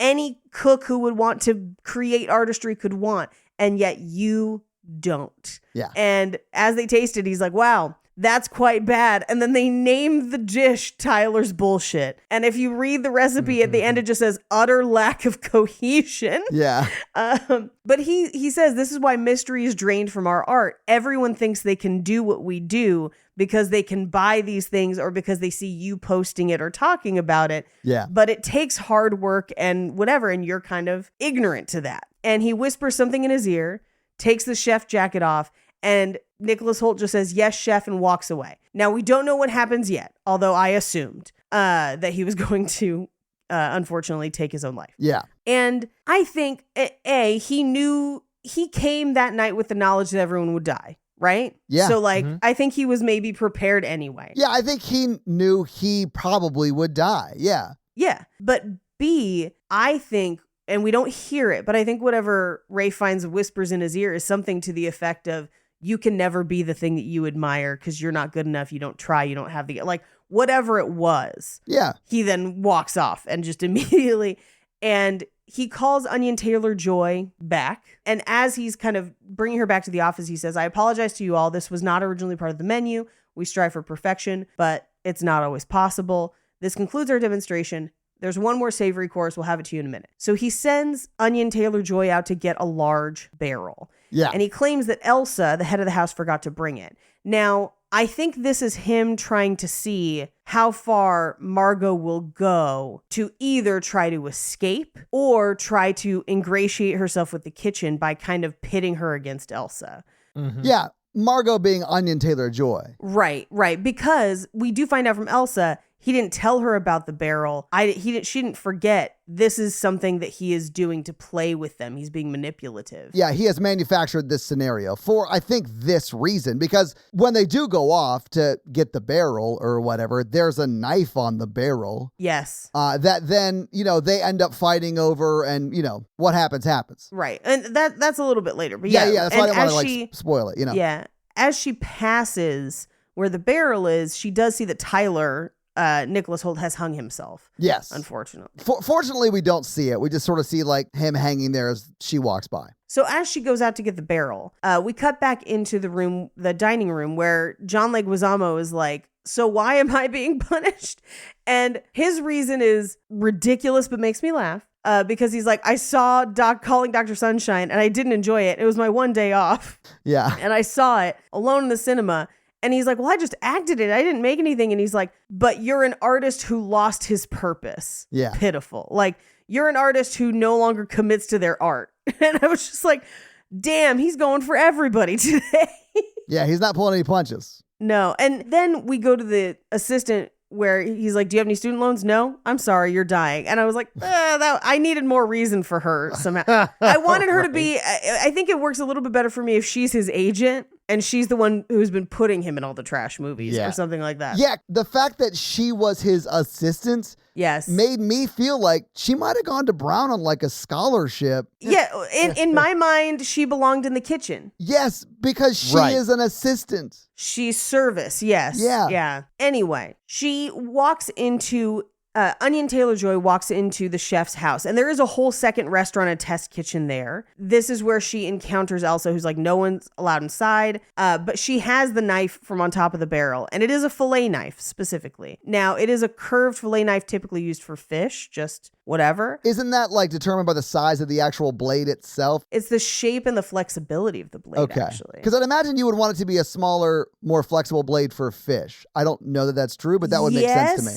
There's also two different shapes for fillets for fish. The one she is holding is called a gojuko fillet, which is typically a Japanese fish fillet knife. Now, granted, you can get them in larger sizes for like beef and stuff because you can use it for beef. Yeah. But they're ultra flexible so that they can flex along the bones of the fish. Okay. Standard fillet knives are a little bit thinner and not quite as flexible, but they might be longer with a heftier handle. And those are more for getting in between bones. Okay. That makes sense. So she and Elsa end up fighting, and she ends up stabbing her in the neck. And as they're fighting, they knock over a Paco jet. They do. And you see that, right? Doesn't she actually hit her with it? Yes. Yeah. Yeah. And that's how she gets on top. Yeah. And then there is a struggle with the knife. Like, I don't necessarily think Onion Taylor-Joy was trying to kill her. I think she's just self-defense. she was trying to disarm her. And, Yeah. And Elsa is trying to kill Onion Taylor-Joy, and in that she just gets stabbed, Yeah. Now, she walks through the silver door, which is basically the chef's room with all the articles and everything about him. And we see kind of a progression of like, he had a wife and family. He was happy when he was a younger, just line cook. He looks happy. When he's cooking hamburgers at Hamburger Howie's, he seems most happy. Yeah, when he got Employee of the Month. Yeah. And then as the pictures go, he just gets more and more unhappy. So she uses the shortwave radio in his office to, we would assume, call a boat, although we will find out it's a trap. Well, it's an employee. Right, it's an employee. Yeah. We cut back to the restaurant where they're singing happy birthday to one of the bankers because they told them it was his birthday because it seemed funnier 3 hours ago, which I do think is a hilarious joke. It was very, very funny. Yeah, I loved that part. And she comes back with the barrel. And this is where he gives the speech to her where he's like, I am a monster. I was a monster and a whore. I chased fame over the things that made me happy. Yeah. But tonight, everything is pure. And he's like, but I have expended everything within me to get to a point that I now hate. So this is where he describes like, my hands have been burned so many times I can't be hurt. I can carry cast iron from the oven to a table. And this is where he says, freedom must be demanded by the oppressed, which is where he quotes Dr. King, which is not really applicable in this moment. No. Because they are victims and he is the villain. I mean, the quote in and of itself, in context, is true. Yes. The way it's used here is gross and shitty. Yes.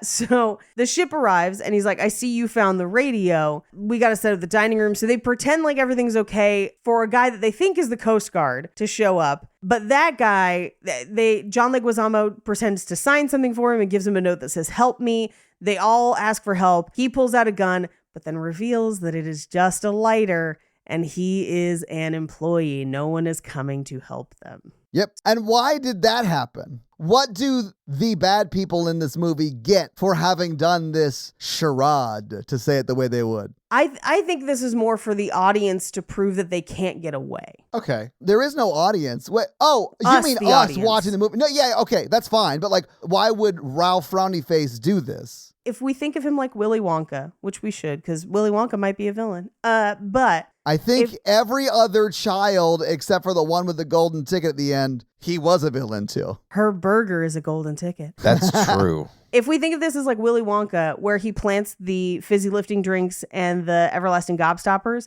I think it's that. I think it's that sort of manipulative, crazy artist person that he always intended somebody to try and get to the radio. That's why it's there. That's what I think too. I think I think he expected them to fight more. I think so too. Yeah. And which is why he kind of admonishes them for that. But again, they're victims. He's the villain. Anyway. Yeah, that actually does make sense. So, okay. Because I think the staff in black is outside the kitchen, yes, like outside the restaurant, waiting for them to try to break out or escape and stuff. Oh, like the security staff. And we do see some inside the kitchen, like inside the dining room area. Yeah. Yep. But this is where he's going to do the final course plating, and she stands and claps.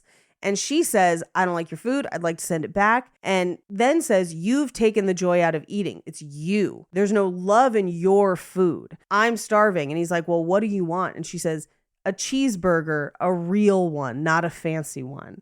And then they lovingly shoot the assembly of a cheeseburger that made me want In-N-Out so bad. It does look so good. But I don't think someone who has been denying all sort of personal accountability for the way his life turned out, so much so that he's going to kill a room full of people, would respond well to someone standing up, clapping, sort of mocking him, and then saying, hey, don't you share some responsibility with the actions that led to create your life? I don't think he would be like, you know what? I'm going to make you a burger. I think it's only because it's her. Yeah, I think he would have killed anybody else. I think he had like a weird fascination with her. I mean, I also have a weird fascination with her, so I get it. I just want her and Jared Leto to have a child because then their eyes would be where they should be. The closest possible.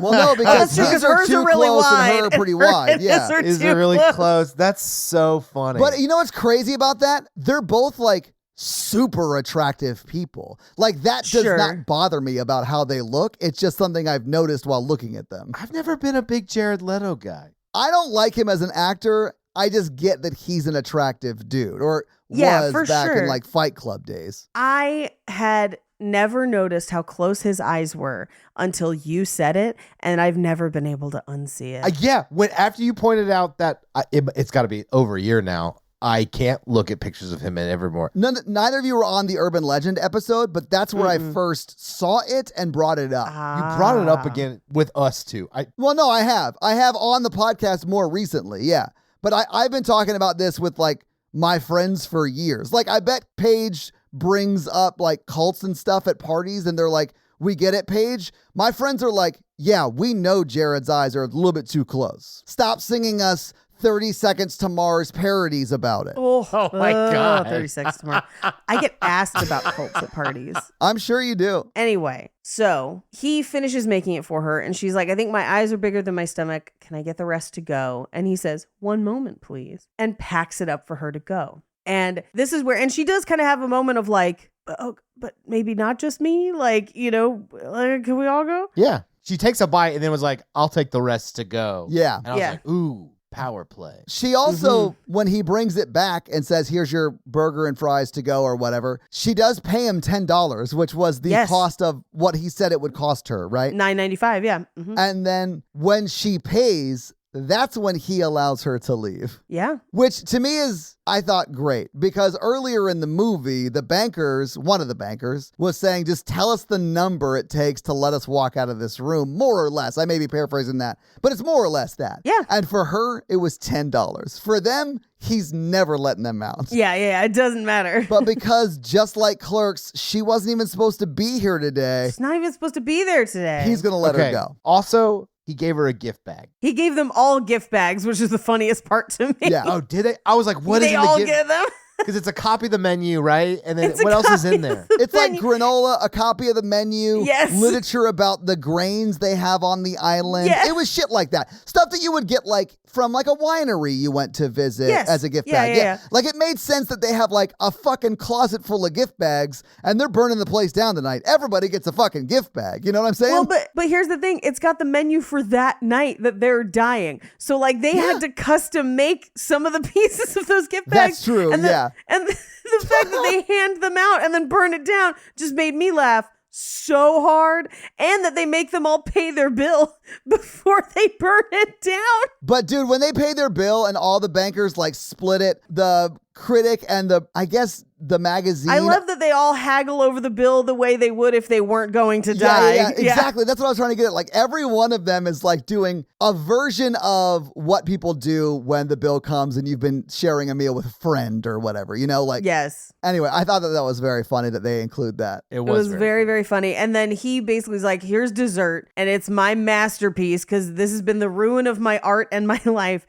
And he talks down to s'mores where he's like, it is the lowest common denominator dessert, but it's also fucking delicious. Yeah, I think he brings it back at the end because like the whole time he's talking about s'mores and they're like setting up like what is the pyre that they will then be burned on, right? Because he uses some sort of flammable chocolate sauce or whatever. Brandy. But while he's sort of explaining it, he's like talking shit about s'mores and I'm like, dude, s'mores are delicious. But at the end, he does like, but when you add a little heat, shit gets real good or whatever he says. Yes. And then that's when he burns them all.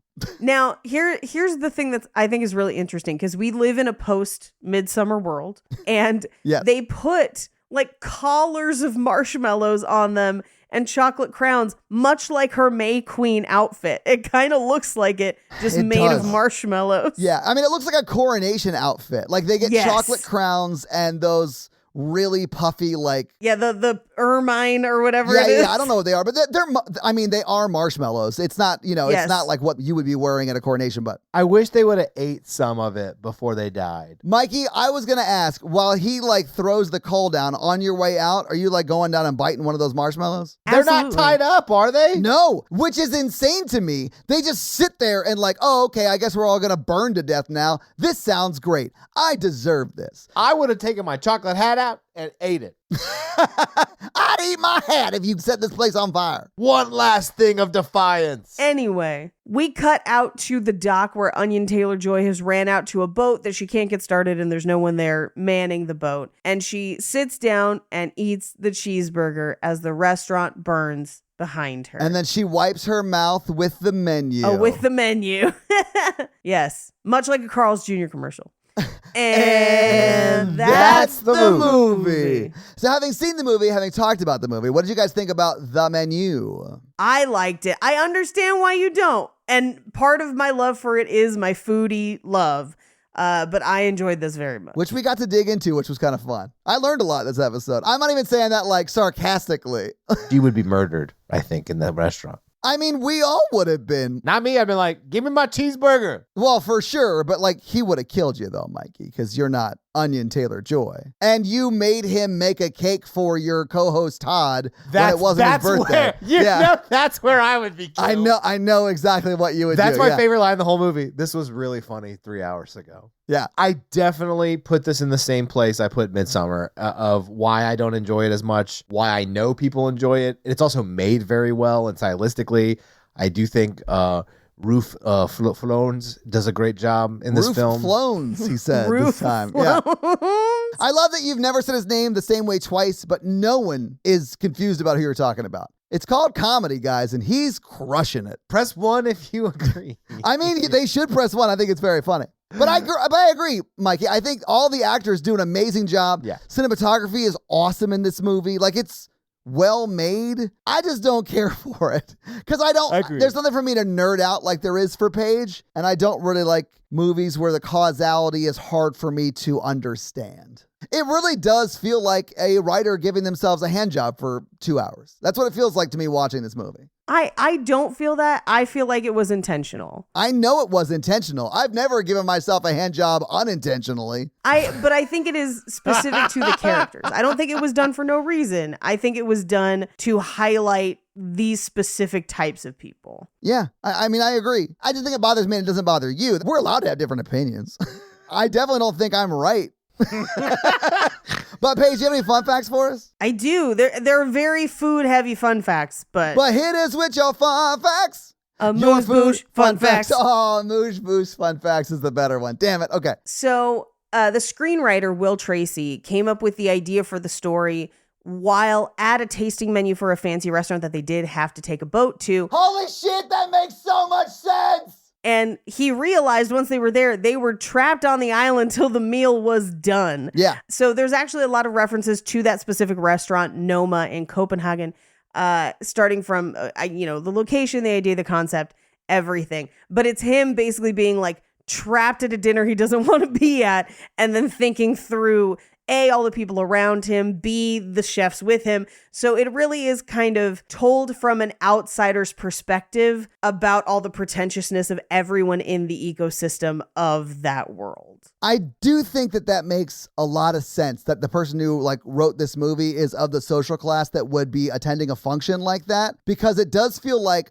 a conversation about class from someone who was very privileged's perspective. Well, the other thing to consider, not everyone who goes to those tastings is of that class. I've been to tastings like that, and I'm not crazy rich. No, I'm not saying crazy rich, but definitely upper middle.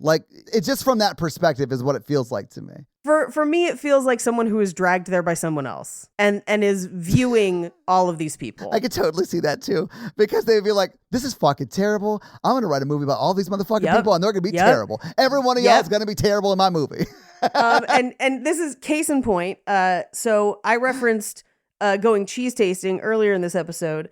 And I brought Jake with me because we both love cheese. I would taste the fuck out of some cheese. Sorry, that sounds amazing, Paige. Cheese. It is amazing. And I had bought us tickets forever ago. And it was one of those things where I was like, I want to go to this I'm buying us tickets. It's whatever. weird that they made you age the tickets as long as they aged the cheese. The cheese. And it was for an Instagram influencer called Cheese Sex Death, and she has Cheese Church, and she tours with it. It's great. Oh, take me to church like Halsey if you got a cheesy church. Yeah, so I brought Jake with me, and we sat through the whole cheese thing, and it was in Santa Monica, a much richer part of the city than we live in. And by the end of it, Jake was like, we've got to go because I got to get away from these pretentious rich people.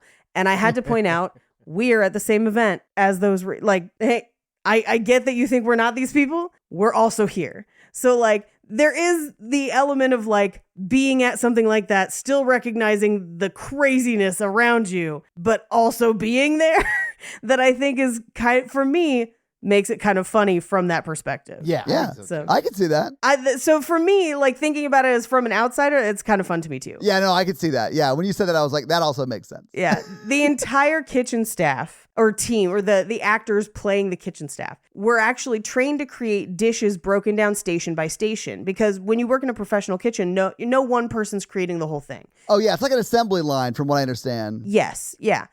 So they're actually trained so that they're doing the correct things they should be doing for that dish if it were real and not a movie. And they were all taught to hold knives correctly, hold plating tweezers correctly, the whole thing. That's cool. So they went to chef school then. They have to have. They did with French chef Dominique Crenn, who's the only female chef in the United States to attain 3 Michelin stars for her restaurant, Atelier Crenn in San Francisco. Now, most of the cast and crew were allowed to occasionally taste things between takes, but some of the food is props, so it's not edible. So they would have to tell them what's edible and what's not. That makes sense. For the things that were edible, Dominique did most of the plating herself, which is kind of cool. That is very cool. Because Yeah. it's like real. So John Leguizamo, we talked about the Steven Seagal thing. Yeah. It's a personal vendetta because he worked with him on Executive Decision in 1996 and called him a horrible human. Well, John Leguizamo is not the only person to call Steven Seagal that. Of course not. And there's multiple references to him playing a cook in one of his movies. That's a nod to Under Siege from 1992, where Seagal also played a cook that had also worked for the CIA. That movie is so bonkers. The sommelier's accent starts as French and then becomes more American with every serving. Yeah. Intentionally, which I found pretty fun. The s'mores course is actually inspired by a 3 Michelin star restaurant, Alania. Their final dessert course requires them to paint chocolate and candy directly onto the table as a mural. So that's why they do the painting on the floor and pull up from it. Why do the people that make tires rate restaurants? Because of travel guides. Yes. Yeah, it is the same people. That's It was wild. a travel guide. Because when the cars first came out, they wrote guides about every city that you could visit, what to eat there when you're visiting. And they just continued doing that from like the 20s, I'm They assuming.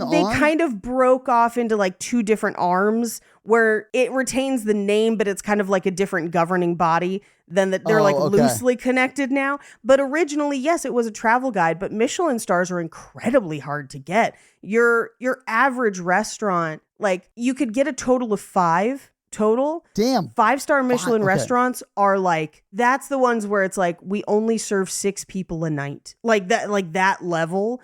Your 3-star are going to be like your kind of fancy Gordon Ramsay-ish stuff, but even a step above that.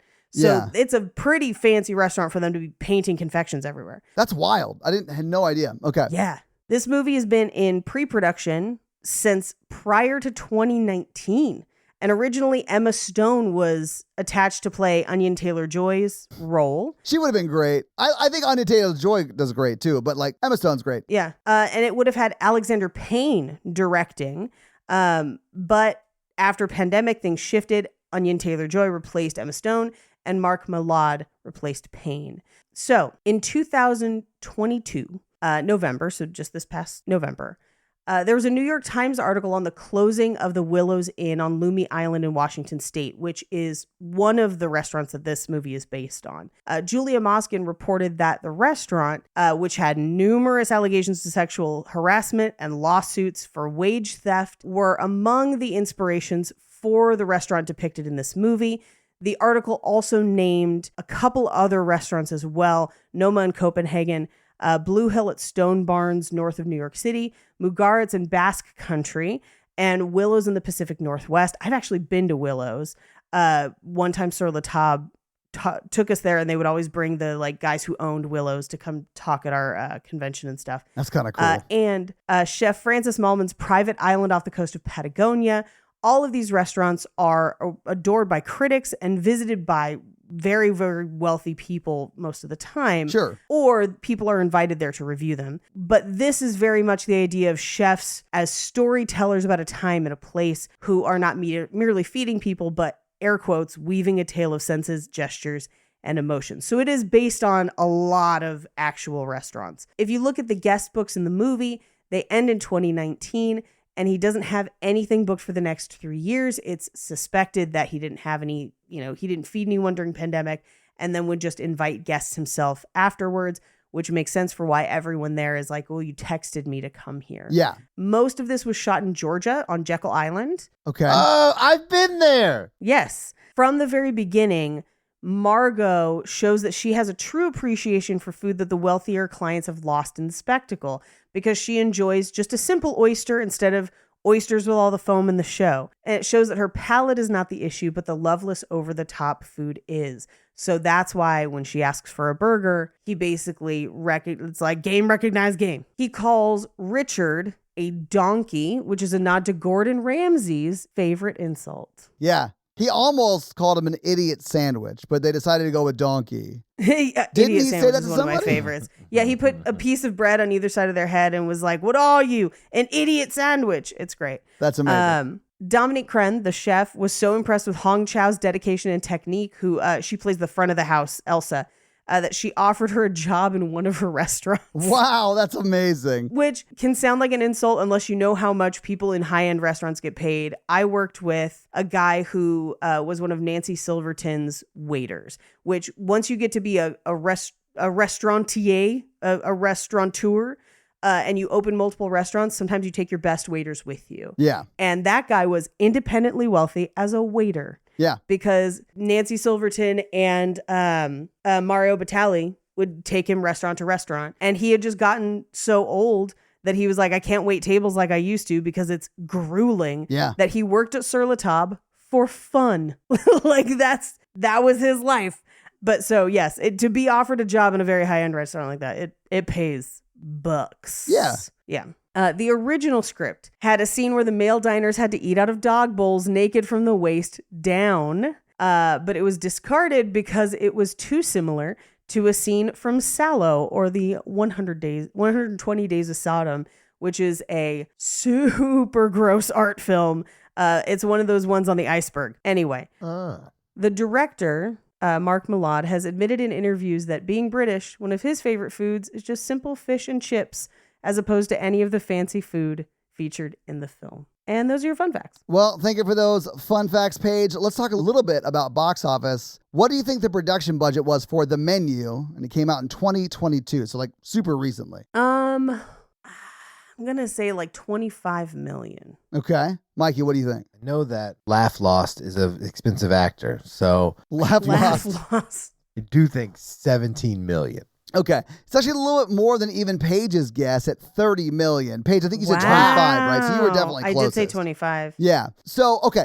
The movie came out on November 18th, 2022. It premiered at number 2 that week. It was beat by Black Panther Wakanda Forever, and that was in its second week. Like, that movie was a blockbuster smash hit, right? So, like, of course. But Menu was second that week, and it was in its first week. The number 3 movie was The Chosen Season 3, Episodes 1 and 2. Number 4 was Black Adam, and number 5 was Ticket to Paradise. What do you think The Menu brought in its opening weekend? This ended up being kind of a sleeper hit, where I don't know that it did as much on its opening weekend, but I know it got pretty popular as it went. I'm going to say opening weekend, it made 10. Okay. I'm going to say more. I'm going to say 15. All right, Paige, you're closer, but you're both a little bit over. It's just over $9 million. It's literally $9,004,957. Barely over $9 million. Now, this movie was in the theaters for 11 weeks, but Paige, to your point, its first week it was number 2, its second week it was number 5, But then for its third and fourth weeks, it was number 4 in the theaters. So I think a lot of people saw it initially, or a good number of people saw it initially. It started to die off, but those people who saw it initially convinced their friends to go see it. Yes. Yes, exactly. And that's why it did better in the fourth and third weeks. But, you know, as all movies do, it slowly slid off the charts. But it was in theaters for 11 weeks total. What do you think it made in those 11 weeks? I'm going to say 57. Okay. I'm going to say 38.5. Oh, you're looking it up. No. Oh, really? What? It made $38.5 million. No, it did not. Yeah. Oh my God. I thought you had looked it up. Like, I No. swear to God, I thought you No. looked it up because it is exactly 38. I was like reading along as you were saying it. Anyway, so that's what it made in its domestic box office. It also made an additional $34.5 million internationally. So that puts it at a worldwide box office total at $73 million. So it definitely made money. It did pretty well in theaters. Nice. I mean, obviously there's not going to be a sequel, but everyone in this movie will definitely work again. yeah, for sure. But that is your box office. So, Mikey, do you want to hit him with that scary scale? Scary scale is a scale of 1 to 10 of how scary we found this film when we watched it today. 1 example is Ghostbusters. 10 example is Texas Chainsaw Massacre. This film was not scary, so I believe I know what's about to happen here. Paige. 1, but on the hungry scale, 6. Okay, so same. Because, Paige, when you went to the bathroom, Mikey and I were like, I'm so hungry watching it. Having just watched this movie and talked about it, like, I just want to eat another burger. Like, yeah. I want to get, there's an In-N-Out down the street from our new house. And I'm like, I know I'll sit in line for like 20 minutes and I don't care. I need a burger in my face. Worth it. Mikey, what did you give it? A definite 1. Yeah. Like, I think Ghostbusters is scarier than this. Like, that's how not scary this is. 100% scarier than this. That library scene. Woo, yeah, exactly. Mikey, exactly. Yeah. There's nothing scary about this movie. Anyway, that's our scary scale. Yeah, so this week, the listeners made us watch The Menu. What are you guys making us watch next week as we start a new theme, right? So this next month is sequel month because you know we Nice. love a good sequel month, and it's been like 6 months since we did it last time. And so we are kicking things off with something we've been itching to do for a while, and that is Phantasm 2. Heck yeah, dude. Phantasm, the OG, is insane, and I can't wait to see how this Dune fanfic continues. People talked up the sequels. People talk about the sequels, but also when we watched the first one, everyone's like, no, it's supposed to be a dreamlike state, so it's supposed to not make sense. And I'm like, it's nice that you think that. Yeah, that's very Because kind. That's very kind of you, because it's definitely that the movie is bonkers, just made weird. Yeah. But I cannot wait to see the next one. Me These either. are my favorite because there's not many bonkers franchises I have not dug into. And Yes. I purposely avoided all Phantasm stuff. I am excited. So next one, Phantasm 2. Yeah, so your homework for next week is to enjoy the bonkersness that is Phantasm 2 and then check back for that episode. Mikey, do you have a review for us to read? I'm getting one right now. Well, while you're looking one up, let me tell them how they can have their review run on the podcast, and that's to leave us a 5-star text review, and we'll have Mikey read it for you. So, Mikey, whose review are you going to read this week? I'm going to read Over This Podcast review. Well, what does Over This Podcast have to say? Fun Just is fun? the title of the review. Oh, okay. Nice. All right. But the review is pretty short. I have a good time with this podcast. Great. The Scream 4 review was a mess, LOL. But I enjoy how they break down movies. 5 stars. I like how it was a mess, but they were into it. Into yeah, it. I like that. Me too. Well, thank you very much for that awesome 5-star review. And if you want to have Mikey read your review, leave us a 5-star review. So, guys, if you like this show but want to hear this power throuple on another movie review show about romance and romantic comedies, check out Romancing the Pod, where Mikey, Paige, and I break down and make fun of romantic movies. It's a lot of fun, guys. Check it out. If you want to follow us on social, please do. We are at Horror Virgin or online at horrorvirgin.com. If you want to follow us all individually, you can do that as well. Paige is at Paige Wesley on Twitter or Rampage Wesley everywhere else, including TikTok. Mikey is at mrandolph24 and I am at Todd J. Awesome. If you like the show so much and you want to help financially support it, please do by going to patreon.com/horrorvirgin, where you can get a lot of great levels and a lot of great stuff like bonus episodes, director's cut episodes where they're a little bit longer and you get them actually a day earlier than the regular feed drop. We do a lot of great things like listener requests and stuff like that. So guys, guys, check out the Patreon and help support the show. If you want to financially support me, but not Todd, just look me up on Venmo. If you can't financially support the show, that's understandable. That's fine. But if you want to hang out with us on the daily, join the Facebook group at facebook.com/group/horrorvirgin. We also link it like once a week, so just find it there and join the awesome Facebook group. Literally, we're in there talking every day. It's awesome. And guys, we got a P.O. box. So if you want to send us some love letters or whatever you might send to a P.O. box, it's actually not a P.O. box. It's like a regular street address. It's pretty awesome. It's 6688 Nolensville Road, number 108-34, Brentwood, Tennessee 37027. So send us some stuff. Yeah. And if you want to check out our Twitch stream, we're at twitch.tv/ToddAwesome, where we will be playing horror video games. So if you have always wondered what it would be like to watch me get scared, you can now do that on Twitch while I play these horror games. It's twitch.tv/ToddAwesome, guys. Check it out. It's a lot of fun for you. Not a lot of fun for me. And if you haven't noticed, since October 1st, we have been running the new Horror Virgin blog. And when I say we, I really mean Katie from the Facebook group. She's been running everything. She's like the managing editor of the Horror Virgin blog. So if you haven't been to our Horror Virgin blog, go check it out. It's at horrorvirgin.com/blog. You'll see it. It's awesome. There's a lot of great articles. I mean, at the end of October, we have 31 awesome articles up, but check out our awesome Horror Virgin blog up now. This episode is brought to you by Tia, and Tia's teenager has just been like driving her crazy. So how is Tia's teenager driving her crazy this week? She keeps turning everything into foams. Not everyone wants to eat a foam. Stop trying to make phones happen, Tia's teenager. This episode also brought to you by Jonathan, and Jonathan wants me to make you guys watch some videos, so I'm going to do that right now. Can you guys see my screen? Yeah. This is a video of Jack Black doing the Time Warp. Madness. Which I'm takes its toll. super into. Same. Oh my God, I love it. I love how oh my God, he's doing all the characters. Yeah, he's dressed like all of the characters. He's even got like the half bald cap. Oh, fuck, this is great. God, I want a recording of this. I know. I love how Jack Black is just on board to like be the joke and like take a very earnest like attempt at being just hyper silly. I'm into it. And you know what? Controversial opinion. He's got a great fucking voice. He does. I love Jack Black's voice. KG is there. This is way better than the Imagine bullshit they did. I know, John right? Waters and Elizabeth. What? Okay. And it's a velvet throws. Oh, that's where I got the dance move. Oh, that was Mike in the dance floor right there, yeah. Let's do the time warp again. They got a lot of famous people. Oh my God, that's Jamie Lee Curtis. Jamie Lee Curtis. Eric Andre.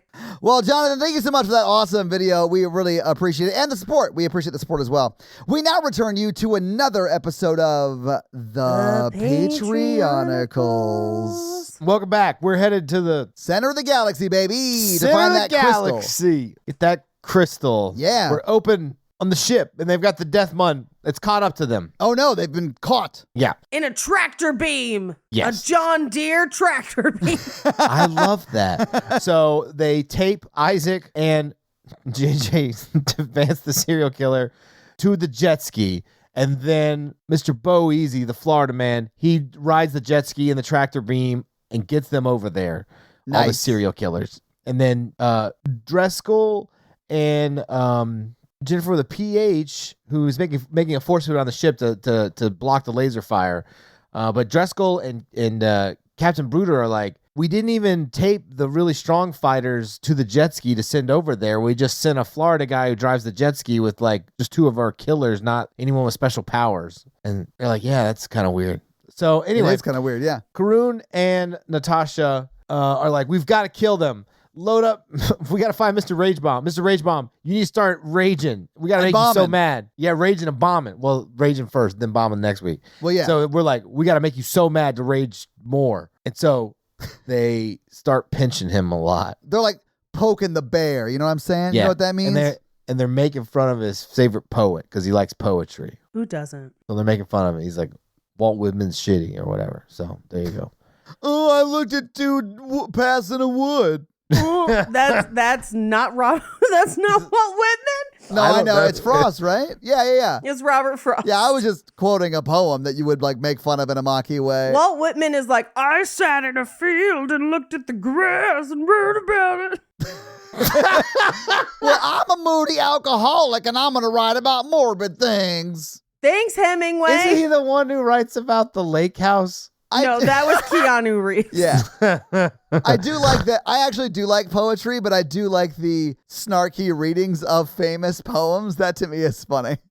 Allie the mermaid comes over and slaps Mr. Ragebomb in the face with her tail. Yeah, she's like, get rage. Jeremy with his laser eyes and robotic toe was like, hey, I think my toe can make me fly over to that ship. And his toe is an I'm engine. sorry. What? He was like, dude, if I heard him say that, I would immediately be like, Domo are roboto. Yeah. What are you saying? Hang on. Well, it's too late. He's flown off to the Death Mun. He has like an Iron Man toe. Yes, that's exactly what he has. Laura the cave person comes over and bites his toe in like a non-sexy way, like a really mean way. Mr. Ragebomb, I mean. Of course. And then Garotica, the heavy metal bitch, starts playing, which I've gotten permission to say now from her. Thank you. And then she did reach out and let us know it was fine to call her that. I got very nervous though. Yeah. And she starts playing her guitar in his ear, and it's like not good. It's like Stairway to Heaven. And he's getting so mad. Something the AI robot is like, hey, we're fighting them, but we've got to throw them off the course or destroy them, or we're not going to do good. And then Andrew, the lost Russian astronaut, opens a channel to them, like a communication channel. And so Anthony's like, thanks, Andrew, but you don't get to talk this episode. So Anthony's like, Libby, the new Moon Queen, what the fuck up? Why do you hate us? And then what the fuck up? Why you hate us? Why'd you mess me over? Yeah. Hey guys, listen, Galactic Standard is not his first language, okay? Like, ease up, okay? True. I got you. And he's like, I just want to go back to the time stuff, man. And then she's like, nah, bro. We're past that time. Past that time. Aaron the Moon General's like, you're going to die. You will always win me over with Huey Lewis in the News references page. Yeah. Even though print media is dead, my love for Huey Lewis in the News is alive. It remains unchanged, Paige. Mm-hmm. Alex the magician prepares for battle. You know, in like a magician gear up montage, he's like putting aces up his sleeves. He's like putting one huge handkerchief in a pocket. It's that kind of stuff. Slowly sliding out of frame like Paige is doing for some reason. She's gone now, which will never come back. And Wes, the handsome dude who's naked and oiled up. Now Paige is back. Paige literally just popped back in. His shoulders glistening, butter dripping off of them. Butter-like substance, like the movies. And oral for sipping. He gets his hopes up that maybe he'll be rescued. And just as we do it, a jet ski slams inside the Death Mun star, and those people enter it. And that's the end of the episode. That's a cliffhanger. Oh, wow. So they actually do gain egress into the Munstar. Gain Oh, egress. Yeah. If there's one thing I know about a Florida man, it's all about gaining insertion. egress. Oh. He's all about exotic pets. No, wait, that's egrets. Egress. Well, I guess we'll have to wait till next week to find out what happens on another thrilling episode of the Patreonicals. That's going to be it for us. You guys, I'm Paige. I'm Mikey. And I'm your horror virgin, Todd. Keep it ooky spooky. Yeah. Have a great week. Bye. This movie looks delicious, nerds. It did look delicious.